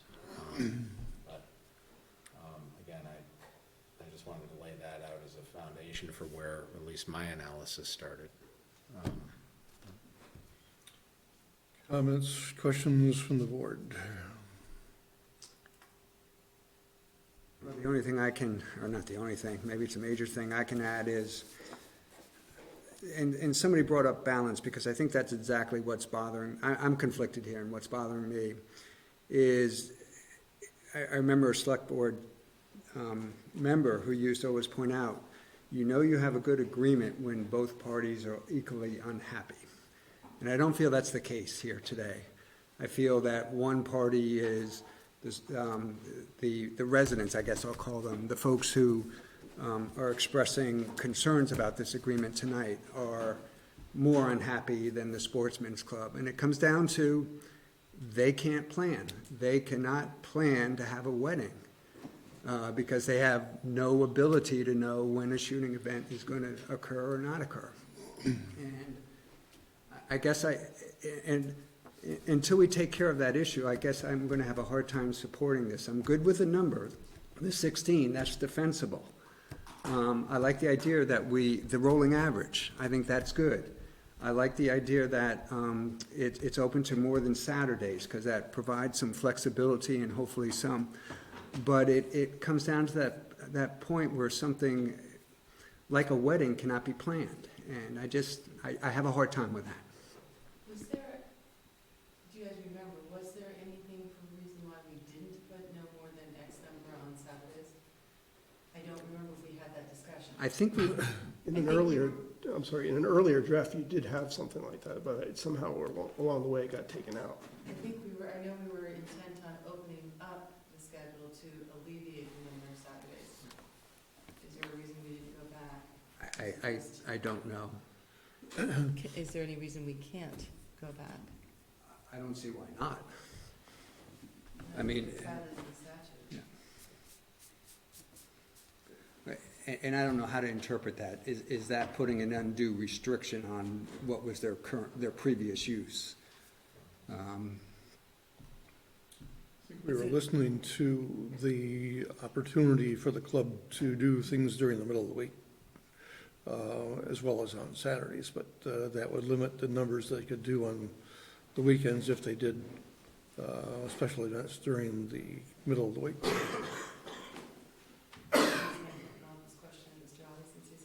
Pardon me? Any reason I can't lob this question at Mr. Audi since he's sitting here? Go right ahead. I was waiting for that, but. Well, because we worked hard together to try to get something that was working. Is there a reason that you would not be able to sit there and say, I will only do X number per month on a Saturday? So my recollection to the question that I think started this line of discussion of how did it get taken out, my recollection is this, that there was also the discussion, we tried to keep the discussion to what was actually happening in and around that 2006 time period. Somebody also brought up, however, some of the language in the ruling about what was permissible. There was some discussion around it, but we, I think, decided to stay with what was a little bit more concrete from the records that the club had of the activity around that time. That was also around the time that the 4 hunter education events were added as their own sort of separate standalone. And I also remember some discussion around, well, wait a minute, are those, if we leave the 3, I think it was 3 Saturdays per month, rather than every Saturday, assuming most have 4, assuming most months have 4. And we kind of batted around with the addition of the hunter education events as their own standalone thing. Well, wait a minute, if you do a hunter education event on a Saturday, does that count against one of the 3 Saturdays like a non-Hunter Ed special event would. And I think we just never reconciled some of those definitions and how those would play together, so to speak. And I don't remember that we actually decided on that or circled back to that, but I think the next time a revision came out, the limitation of 3 Saturdays per month was just kind of gone, and we never came back to it. I So remember that discussion. that's the history of it that I remember. Yeah, thank you very much. Further comments or questions from the board? Bob, could I ask what would be involved in giving people more notice, the neighbors? I mean, maybe not even necessarily the town. I mean, the 48 hours notice for the town has a bunch of reasons why that's there, but there would be, it seems like in terms of being a good neighbor, if somebody's planning a wedding and they're trying to contact the club, you know, is there no way to tell them? So there are some events that we do know well ahead that we're hosting. For instance, we didn't talk a lot about classification, so to speak, of events during previous meetings, but you know, competitions, for example, when we host a competition, we hosted one November 9th, a couple weeks ago now. And that, you know, to get people registered and things like that, we advertise that to the people who may participate, you know, well ahead of that. Conversely, we also get, not literally last minute, but semi-last minute, shorter notice, certainly requests for outside groups that want to come in and do the corporate event, the team building event, the private party, things like that. And so the amount of notice that we have for some of these, I think we've had somebody already contact us about an event that they want to host at the club next summer. You know, so hey, if you need 8 months, we may have one for you. So the amount of notice that we have of when these, you know, can vary fairly widely. You know, and so that's kind of the reality of that. You know, we're generally not trying to schedule one, you know, 48 hours out. I think would also be a fair statement. I don't know, I wasn't involved with the club at the time that the 48-hour notice originally went into effect. I don't know if, to answer the question with a question to Rick about what the origins of that were, I don't know the answer to that, where that came from. I don't know the answer off the top of my head, but I'm going to do some Sorry research. to put you on the spot. Well, according to the document that we had back a year ago, in 1991, the town received a letter from officers of the gun club clearly articulating their shooting hours. Wednesday, 5 to 9, Sunday, 9 to 4, and Saturday for special events only. So then the advance notice must have come in as part of the original ordinance then. Was there advance notice in that?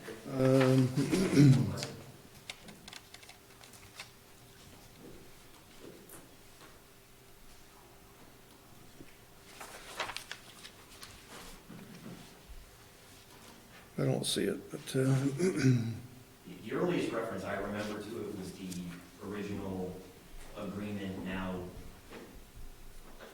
deemed something that can't be required, but that was 07, 08, I think, the first agreement was signed, if I remember correctly.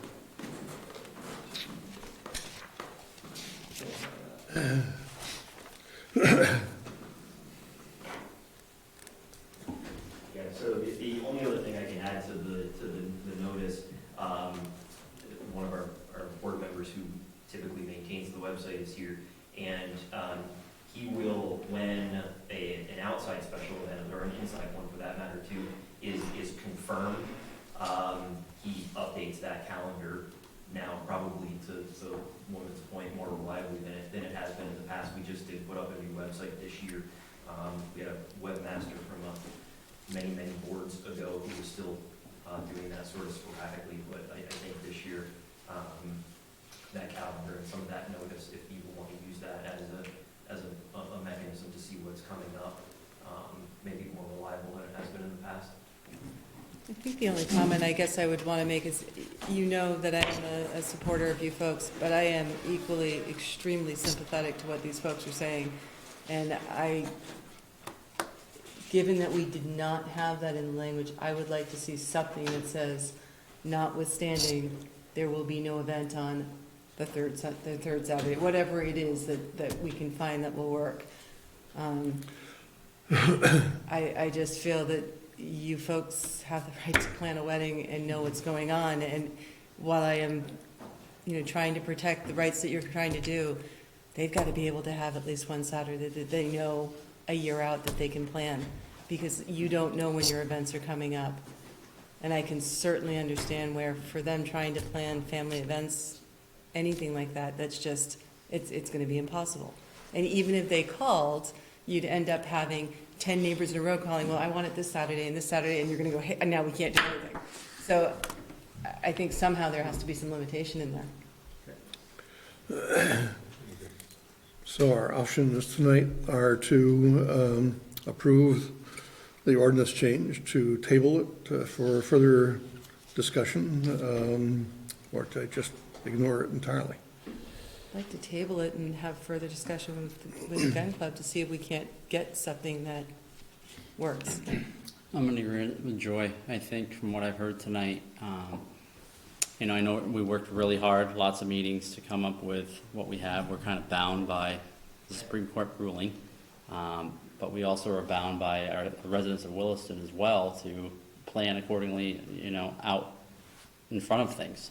I'm an educator, and we look at that every day.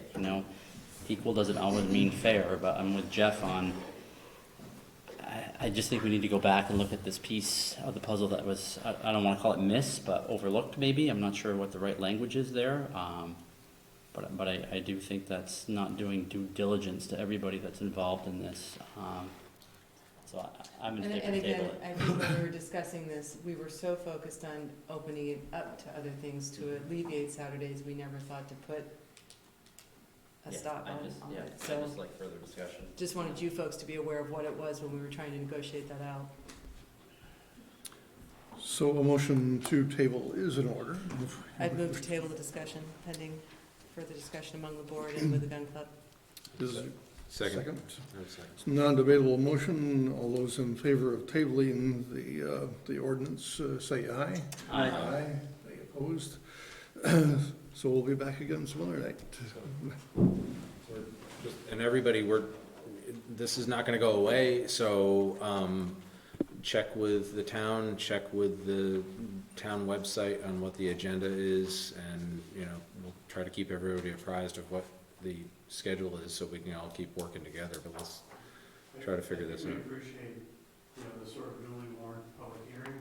It does feel like there's an awful lot of discussion that's directly to the Gun Club and the Select Board without input from us Well, on some of those things. But, these are public meetings, How many meetings have we had, and they've all been duly warned, correct? Yeah, I don't know how else to get the agenda out to people, if all the documents that are presented and everything on the website, the week before, people can try and watch that and see what is coming up. I just feel like it's difficult to follow every single week. You have no idea when the discussions can't be here for. We've done it. It'll be in the next, I'm imagining we'll be addressing this in the next number of months. Oh, yes, we will. We're going to be tied up with budget all of December and all of January, but we probably will have some opportunities to talk about it during that time. We'll be setting the tax rate in December and January if you want to come back for that. Some later conversation. So thank you all for coming, and see you again. Let's go on to the resolution in support of the municipal authority. And we talked about this last week. Rick has modified it to make it specific to Williston. I think we'll wait until the room clears, however.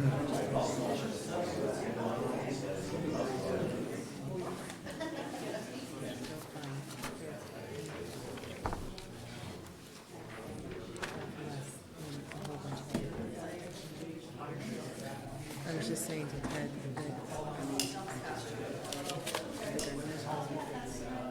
Yeah. and I would have expected that you would have said, you know what, you're right, we missed that topic of the conversation. Once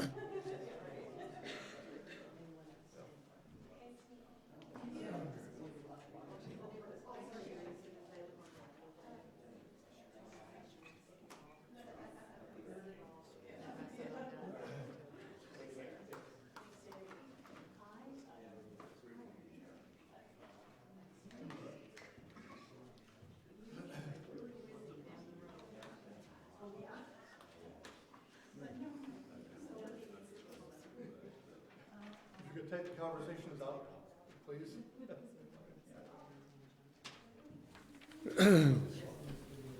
So, resolution in support of a municipal authority. Rick, I want to speak a little bit to this. Sure. You may all recall, since it wasn't that long ago, the board had a fairly lengthy discussion about what might happen in the state legislature concerning the sales of the selling of retail cannabis. And there's a number of different potential concerns that the town has concerning this. And, you know, as last week when we talked about it, there was a wide range of issues that we may need to address. And the feeling is that the state legislature isn't taking into consideration some of the town's concerns in these matters, and I think we would like our voice to be heard. And so this draft resolution was prepared by the Vermont League of Cities and Towns with the intent of trying to see if select boards such as yourselves are interested in adopting this, and then using that to amplify the voice in front of the state legislature when they're considering these issues.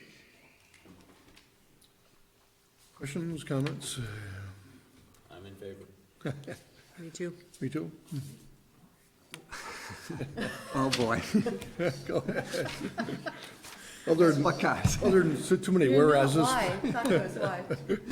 And it's not that I'm in favor of the part that talks about resolved by the town. It's more the whereases. And as you know, I sometimes have problems with Oh, yes. whereases. Let's start with the third one. I just assume BLCT has done their homework, and it's true. And I'm sorry you two don't have a copy of this, because it's relevant to what we talked about earlier when we were interviewing you. The fourth whereas, this is the one about the ability, granting the right to opt in. And here's this is the crux of my, for lack of better words, concern, is there are several products that are legal, commercially available, that I may not agree with. But we have no choice. Legislature has, or Congress, legislature, has deemed that they are acceptable. I assume, I don't know what the right words are there, but they certainly aren't illegal. And we have to live with this. And what I guess I'm having difficulty here is what it's saying with this product that now is, at least in the state of Vermont, deemed has some sort of societal benefits and should be legal. We're saying we want to have more control over it. We want to be able to opt in or opt out, if you will, if the residents don't want it. And I'm conflicted about that, because why is cannabis different than alcohol? Why is cannabis different than tobacco? I'm just going to be very direct. Why would you want to give up the right to control that? Because I would like them to have the same right when it comes to these other products that I might find as offensive. And I respect that, but those are a done deal already. We don't have the right to go back and do that, but we do have something new going forward. So I hear what you're saying. Yeah. I don't Yeah. disagree or agree one way or another. I'm just bringing up, we can't go back and do that, but we can with this one. So why would you not want to? Yes. Can I comment? Yes, you may. Sure. Member of the public. I think it's a really good question. You do have that authority with alcohol, and there's the potential that you will have that authority with tobacco. And if you wanted to go for a charter change in front of the state legislature, you could get that control for tobacco as well. Possibly. if they approve the charter. Yes, Fair yeah, enough. yeah. They have approved other towns' charters to do that. But I think To that that's control a, tobacco. so that's a thing that while it is more frustrating because of the local control issues around that, you do have a lot of that authority with alcohol, and it is possible that they will change it so that you do have it with tobacco. And parity among substances is something that's really interesting in public health, because we do think there should be parity among substances. Tobacco is an incredibly addictive substance, maybe the most addictive one we know of. And that when we regulate them differently in that way, it doesn't make sense for local communities. But I would also say that you know, if you have the opportunity right now to make that decision proactively, whereas with the other ones, it has been undone instead of done ahead of time. So what Joy said is a good point. Well stated, thank you. Yeah, Jeff, I think I'd say, you know, this for me, the point that you make, I understand it. I'd counter it by saying, you know, two wrongs don't make a right. I mean, the fact that we can't control tobacco, frankly, I've been thinking more and more in the last couple of years that, you know, society might be getting to the point, I don't think that the lobbyists would ever voluntarily go quietly into the night on this issue, but I think society's getting to the point where they're going to say, you know what, tobacco should be illegal, and you know, maybe it shouldn't be a crime, but it should be administratively not allowed. You know, so I mean, these addictive and mind-altering substances, I don't think are on parity just because they are what they are. As Gordon said recently, and as I used to say to my daughters when they were in early middle school, equal's not the same as fair. But in terms of the difference between alcohol and marijuana, I mean, I would say that this is not a perfect analogy, but I think, or a perfect point, but I think it's strong enough. I can easily have a glass of wine and do my best to pretend to be a wine snob and talk about the tannins and the bouquet and the, you know, does it have legs? I guess that doesn't count anymore. And the same thing with micro brews, and even to some degree to my not consume nearly as much as I wish martinis. They're just not healthy. But one of the things about that is that you can drink, if you don't want to say enjoy, you can drink a drink of alcohol for the taste, for the flavor, and not have it change your state of consciousness. I am not a wallflower. When I was in 6th grade at Campbell Summit Middle School, all of the sons of Richmond went up and started going sledding, or as we said back then, sliding. And they were all smoking pot. And I wasn't. They offered, and I said no. But my point is that I've been exposed to pot, you know, and I have very good friends who smoked pot. I haven't asked any of my very good friends in the last couple of years whether they smoke pot or not, because it's just not something that comes up. We talk about dogs and daughters instead. Over a martini. But the thing is that I've never seen anybody say, you know, I don't smoke pot to get high. It's the flavor of the smoke. It's just it goes well with the meal. I've never heard of that. And so to me, they're not the same. And so I want the town to have I want the law to be so that we have to opt in, and I want there to be a town vote so that if there is going to be a town, if this is something that the town is going to do, it's going to be a purely democratic, small d thing that happened. And I want the legislature to make sure that that's what's going to go on.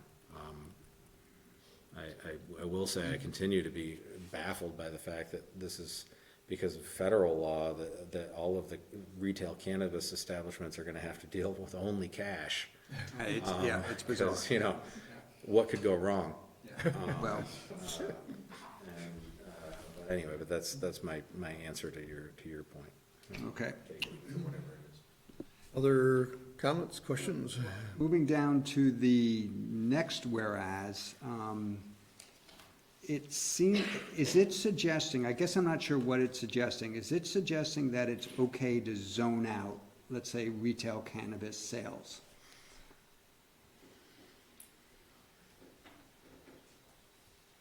Because when I read it says, whereas old duly adopted ordinances and land use policies and regulation adopted by municipalities pursuant to chapter blah, blah, blah, must be upheld in any commercial cannabis system. My understanding of that, and somebody else tell me if I'm wrong on this, but I thought that the League of Cities and Towns presentation last week was that the way it is written now, we would have no zoning capabilities Very whatsoever, limited, yes. Correct. except for what color the sign is Right. and that, and whether we could. I mean, certainly there's some prohibitions we want. We talked about earlier tonight, it can't be near a school. As my understanding of this, they could move into next to my house at Turtle Crossing. Which is not a good thing, I assume, yeah. Okay. And then the last one I just had questions about, where cities and towns must be granted authority to access licensing and permit fees for cannabis establishments. And I guess I'm just a little confused about that, because right now with liquor, we don't do that, alcohol. We license, but we don't collect a fee. Or we do. I'm sorry? Yes, we I do. learned something tonight. I thought that fee went to the state of Vermont, not us. Well, Two different fees. yeah, there's two, yeah. Okay? Stand corrected. Good to know. We also charge a fee for catering permits too, a local fee. Not many towns don't, but we do. It's a small fee, but. Right, but the catering permit may or may not include alcohol, if I remember correctly. It would include alcohol. It has to be a Well, catering. they would need to apply for a It permit. didn't include alcohol, okay. And same thing with tobacco, we get to charge for tobacco licenses? The town used to grant those, but then the law was changed. And Okay. the town no longer does. I've heard rumors that may get changed back again, but I don't know if that's true or not. Okay. Then those are my points about the whereases. The three resolution items I'm basically okay with. It's 2 and 3 I'm totally okay with. The first one I'm a little bit uneasy with, but I can go along with it. Any other questions or comments regarding the proposal? If not, a motion would be in order. I'd move to adopt the resolution supporting municipal authority in a commercial cannabis system as presented. Second. Is there any discussion on the motion? Hearing none, all those in favor of the motion say aye. Aye. Any opposed? No abstentions. Moving on to the Planning Commission appointment. And we do have 2 of the 3 candidates with us for our discussion, so the floor is open for discussion. I just have to say, I'm gonna jump right in and just go, both of you are really impressive. You, Mr. Reckley, I really like that you're bringing the perspective of inner city and gang experience with you to the planning commission, because I think it's something that you don't really see a lot of here, and it's a perspective that I think is really important given just some of the opioid crisis and other things that are going on, and that is very appealing to me. And I think equally, I loved you the first time you came, we all encouraged you to come back, so it's a very hard thing for me, but that was one thing I just wanted to put out there on the record, that's just something you're bringing to the table that strikes a chord for me. Other comments? I think all of you, the 2 of you that are currently still here, have really remarkable credentials that you spoke about this evening. I think you reached all spectrums of, like I said before, new life to end of life. You make our job really hard. I'm really happy that we have such a pool to pull from, but it also is a very tough decision. So even though we've had tough issues tonight that we've talked about for the last hour, my brain has still been on these appointments and whom I'm going to support. And I still have not made a decision, just so you know. Let me make it harder. Great, thank you, Jeff. Ditto that we're very fortunate to have all three of you. I'm actually in favor of Shayla. Sorry, Oliver. The way you answered the question I had about implementing the town comprehensive plan and I call it my pot question, it's evident to me that this is what you do. You understand this. You have a good grasp on the concept of taking a concept and making it into reality in terms of a law or an ordinance or policy or providing direction, or how do we revise the town plan to deal with marijuana, retail marijuana, whatever the issue is. And Oliver, I hope you don't take that as a negative, but I felt she really nailed those two, and that's why I'm going to support Shayla, and I hope I said your name correctly. Support, I'll lean towards Shayla. I was actually going toward Amy Brewer because this is the second time she's come back for the same position, and it's such a close call. Yeah. Probably not. That's a point. That's a good point. Mr. Chair, quiet over here. We're gonna Yeah. Well, three great candidates. I would agree, I think, with Ted. Amy has now come forth twice to apply for this position, and there'll be other opportunities for the Planning Commission.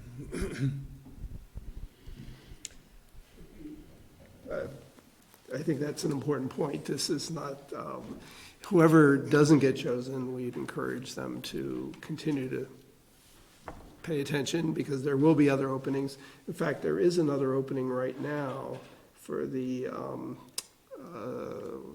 HAC committee, Historic and Architectural Advisory Committee. So that's, for anyone that's of the three that don't get selected, that's an option as well. If it's a divided board between the two ladies, I would have to say I would be going with Jeff and Jane. I thought we nailed that response. I'm still an Oliver supporter, I have to say.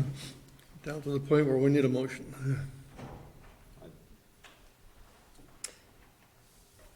Without Gordon having weighed in? Yeah, he's gonna have to vote sooner or later. I am gonna have to vote. Hang on. I would move to appoint Amy Brewer to the Planning Commission for an unexpired 4-year term through June 30, 2020. Second, the motion. Any discussion on the motion? I still feel very strongly that Shayla gave a better and stronger response. I won't be voting.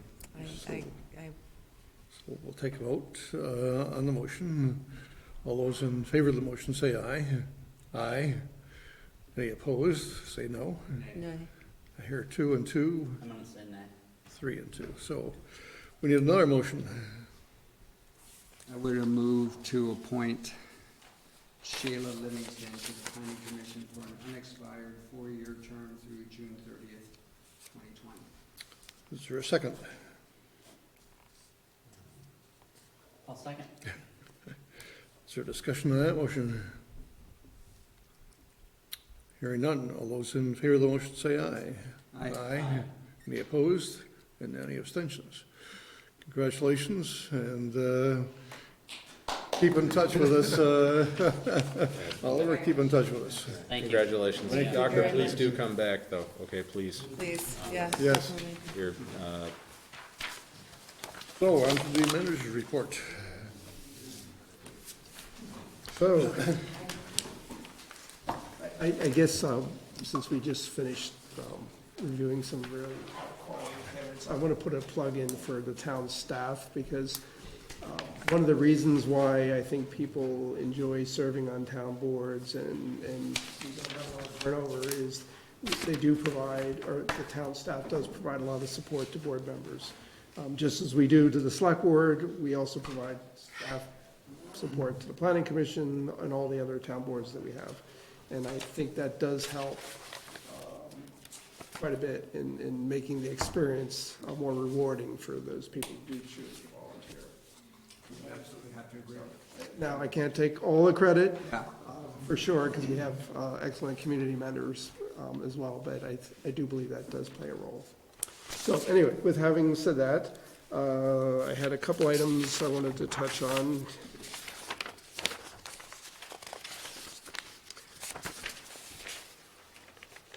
I think the first item is the Marshall Avenue Bridge / culvert. So, as you all know, we had a major washout on the Halloween storm. It was a major storm event. I think they're classifying it as a 50-year event. And the culvert, which was not in good shape to begin with, which is why we had a temporary bridge over the culvert, was totally washed away as part of the storm. And so much so that the bridge abut, the soil and the whatever material is there that supported the bridge abutment was also washed away. And so there is very little left. One interesting thing that helped save it a little bit was there was many, many years ago, before the culvert was put in, there was a concrete abutment for a bridge. Yeah. That is still there. It was never removed, and that helped protect the, Yeah, interesting. which is kind of weird. We've been working towards, even before this, obviously, we've been working towards a permanent solution to that. And as you all know, the board had selected a preferred alternative. We're working with the city of South Burlington because they own half of this bridge as well. And we're on track of perhaps having a bond vote on this coming March. As to when we are able to start construction and have it completed, that's, it's hard to say, because there's still some permitting that has to happen. So it could be as, I don't even want to mention it. I mean, I'll throw out 2021 is probably the likely year that might happen. So we've been working with the state to try to see if there's a way that we can get this bridge, the temporary bridge, reopened temporarily. And the state is identified some source of funding. I believe it's federal funds that would fund the repairs at the rate of 100%. So this is good news. We're also pursuing grant money for the permanent bridge, but that's a different matter. So the first thing we have to do is figure out, well, how do you fix it? It's not an easy fix. At one point they were talking about, well, gee, if you move the bridge from its current abutment, then you can get in there with equipment and shore up the sides of the stream and maybe put the bridge back, but that gets to be pretty expensive. So they're now exploring alternative ways of trying to shore up the walls. They have not yet identified what is the best way, but an engineering firm has been retained, and they're also working with a contractor that's experienced in this kind of work, because this is a unique kind of job where you're dealing with a bridge that's in place and you're trying to shore up the walls of the bridge abutment. So that's ongoing until we get a sense of what the solution is and how much it's going to cost. And of course the other piece of it is, well, how long is it going to take? And we don't have any of those answers at this point. But they are working on it. The state is being very helpful. They're being as flexible as they can. They're waiving certain requirements and bidding. So we're using the same, for purpose of moving this along quickly, we're using the same firm that is designing the permanent improvements, because they're already familiar with it. They were down there days before the flood doing measurements, and then they were back there right after the flood doing measurements, so they have a really good sense of what was going on there. I guess the measurements were quite different. Yes. Yes. So anyway, everyone's working together. city of South Burlington, the state officials, then the town of Williston, to try to come up with a solution and get it done as quickly as possible as a temporary fix. Meanwhile, we're gonna pursue the other track of getting a permanent fix as well, so. Just keep us appraised. Yeah, it's having a huge impact on traffic flow. I don't have to tell you that. Tried getting into Burlington Friday night, was it? And it was, the traffic was backed up on Route 2 past Industrial Ave. Really? Yeah. was Oh, it's unbelievable. horrible. And so I understand the comments we're getting about how this is so impacting people. You mentioned that the engineering firm has been retained. Is it the town in South Burlington that are retaining the firm? Yes. Okay. Yeah. They said everyone's working together really well. Yeah, We're all trying to get this done, but I just wanted to make you sure. can't just go in there and start throwing things at it. You have No. to. Just look at the picture that is on the town, is it the town website? Or the press release that went out about the closing. I mean, that is a pretty scary picture when that is not what that bridge is there to do or is supposed to do. But it's being held up by kind of a prayer right now. And to make matters worse, it didn't do a lot of damage, but a tree fell across it during the storm too. Yes. The bridge has been taking a beating. And of course, the bridge is intended to be temporary. The surface, not that we can't use it now, but the surface, the bridge vibrates when cars go over it because it's an inexpensive temporary fix, and the surface is obviously is bad shape. But that's the least of our worries at this point. So, be very brief here, but I think this is akin to, remember when they had to close the Crown Point Bridge? Oh, yeah. This is very similar to that. One day it was open and people were using it as if everything is hunky-dory, and the next day it is, no, it's done, you can't use it. And this is similar, although we are fortunate that we had at least started moving ahead with the planning and design of the new structure. So kudos to us for that, I guess. I will keep you informed. All right, tonight I distributed a copy of a report that we just got today. These are the latest receipts for local option taxes. Oh, yes. And the quarter, for this first quarter of this fiscal year, if you look back over the past 10 years or so, this is the highest receipts that we've had. The only thing that came close is in 2015. And this is before the latest store opened, which is REI. And my understanding is they've been very, very busy, at least over the weekend. So I assume that will add to these numbers as we move forward. And the rooms and meals tax seems to be holding its own as well. There was an aberration last year. I don't know where that came from. It was quite a bit higher than any other quarter that we've ever had. So the number we have for this year is high, but it's kind of in keeping with the other numbers that we've had. So anyway, so we will be taking a close look at this and probably recommending a fairly large increase in what we're budgeting to receive. Understanding that at some point we're going to be budgeting a high number and it's going to be way off on the low side. But I think if we do kind of look at it as a rolling average, we'll be, it'll kind of even itself out over time. So I think we'll be all right. And we have a large fund balance, so we can weather that storm, so to speak. So, and the last thing I wanted to mention is an item that will be, I'll give you more information at the next meeting, but you recall we had a public hearing recently on the town charter change, and the chairman of the Library Board of Trustees came in, and we talked about developing a written agreement. I have prepared such a draft, and I reviewed it with the trustees last night. It needs a lot of work still. It has not been reviewed by legal counsel. It has not been reviewed by anyone else other than me.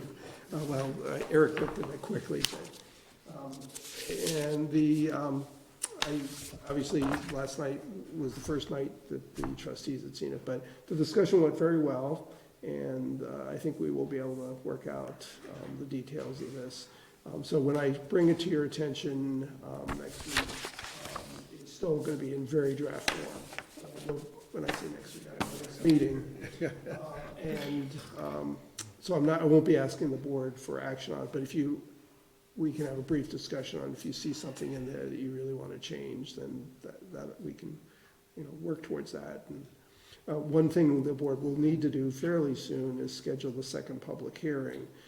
That hearing can be held in January, but we need a fair amount of advance notice.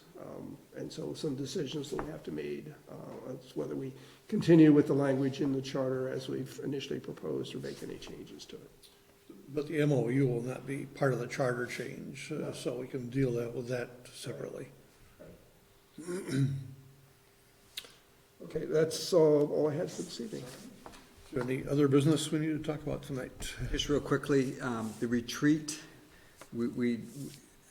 I just want to make sure we don't sort of not act on, what we heard at the retreat. And I don't know what exactly that means, but I just don't want to lose that sort of momentum that maybe got started. And because Well, the board took two actions tonight relative to that. One is this draft, or this resolution that you just passed on, the cannabis. Yeah. And the other is on Trader Lane.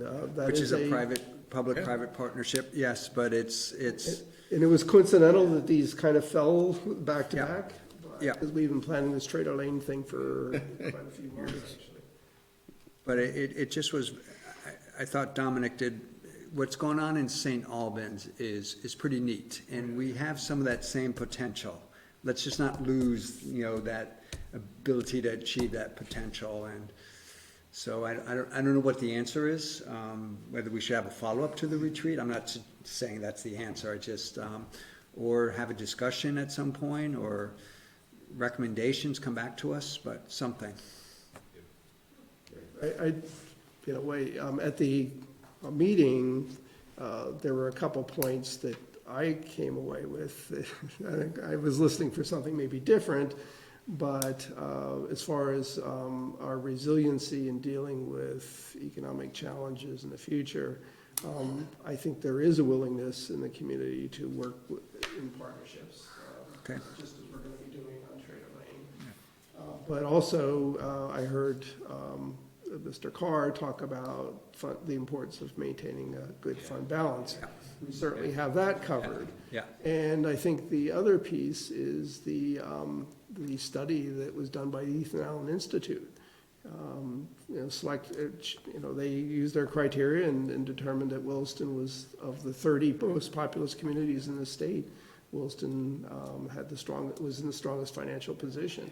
And all those are good things moving forward and help the town's ability to deal with an economic downturn. There's still going to be pain, and we'll be struggling with budgets when that happens to keep the tax rate the same or lower than what it has been. But even that, I think we're in a good position, because we've been funding the services that this community wants at a level that is, the quality has not been impacted. And so, we're in a pretty good position from that perspective as well. I think the other thing worth noting too, as Dominic said, they did what they had to because they had to.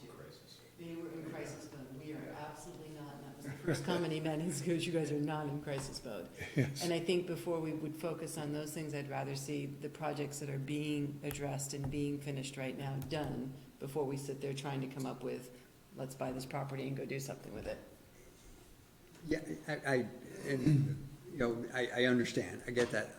The counterpoint I would make is, because we have such resiliency in our financial, strength of our, of the town, we have the ability to help influence, maybe in different ways than we are right now, the type, and I assume this means primarily commercial development that happens. And that could be a very good thing also.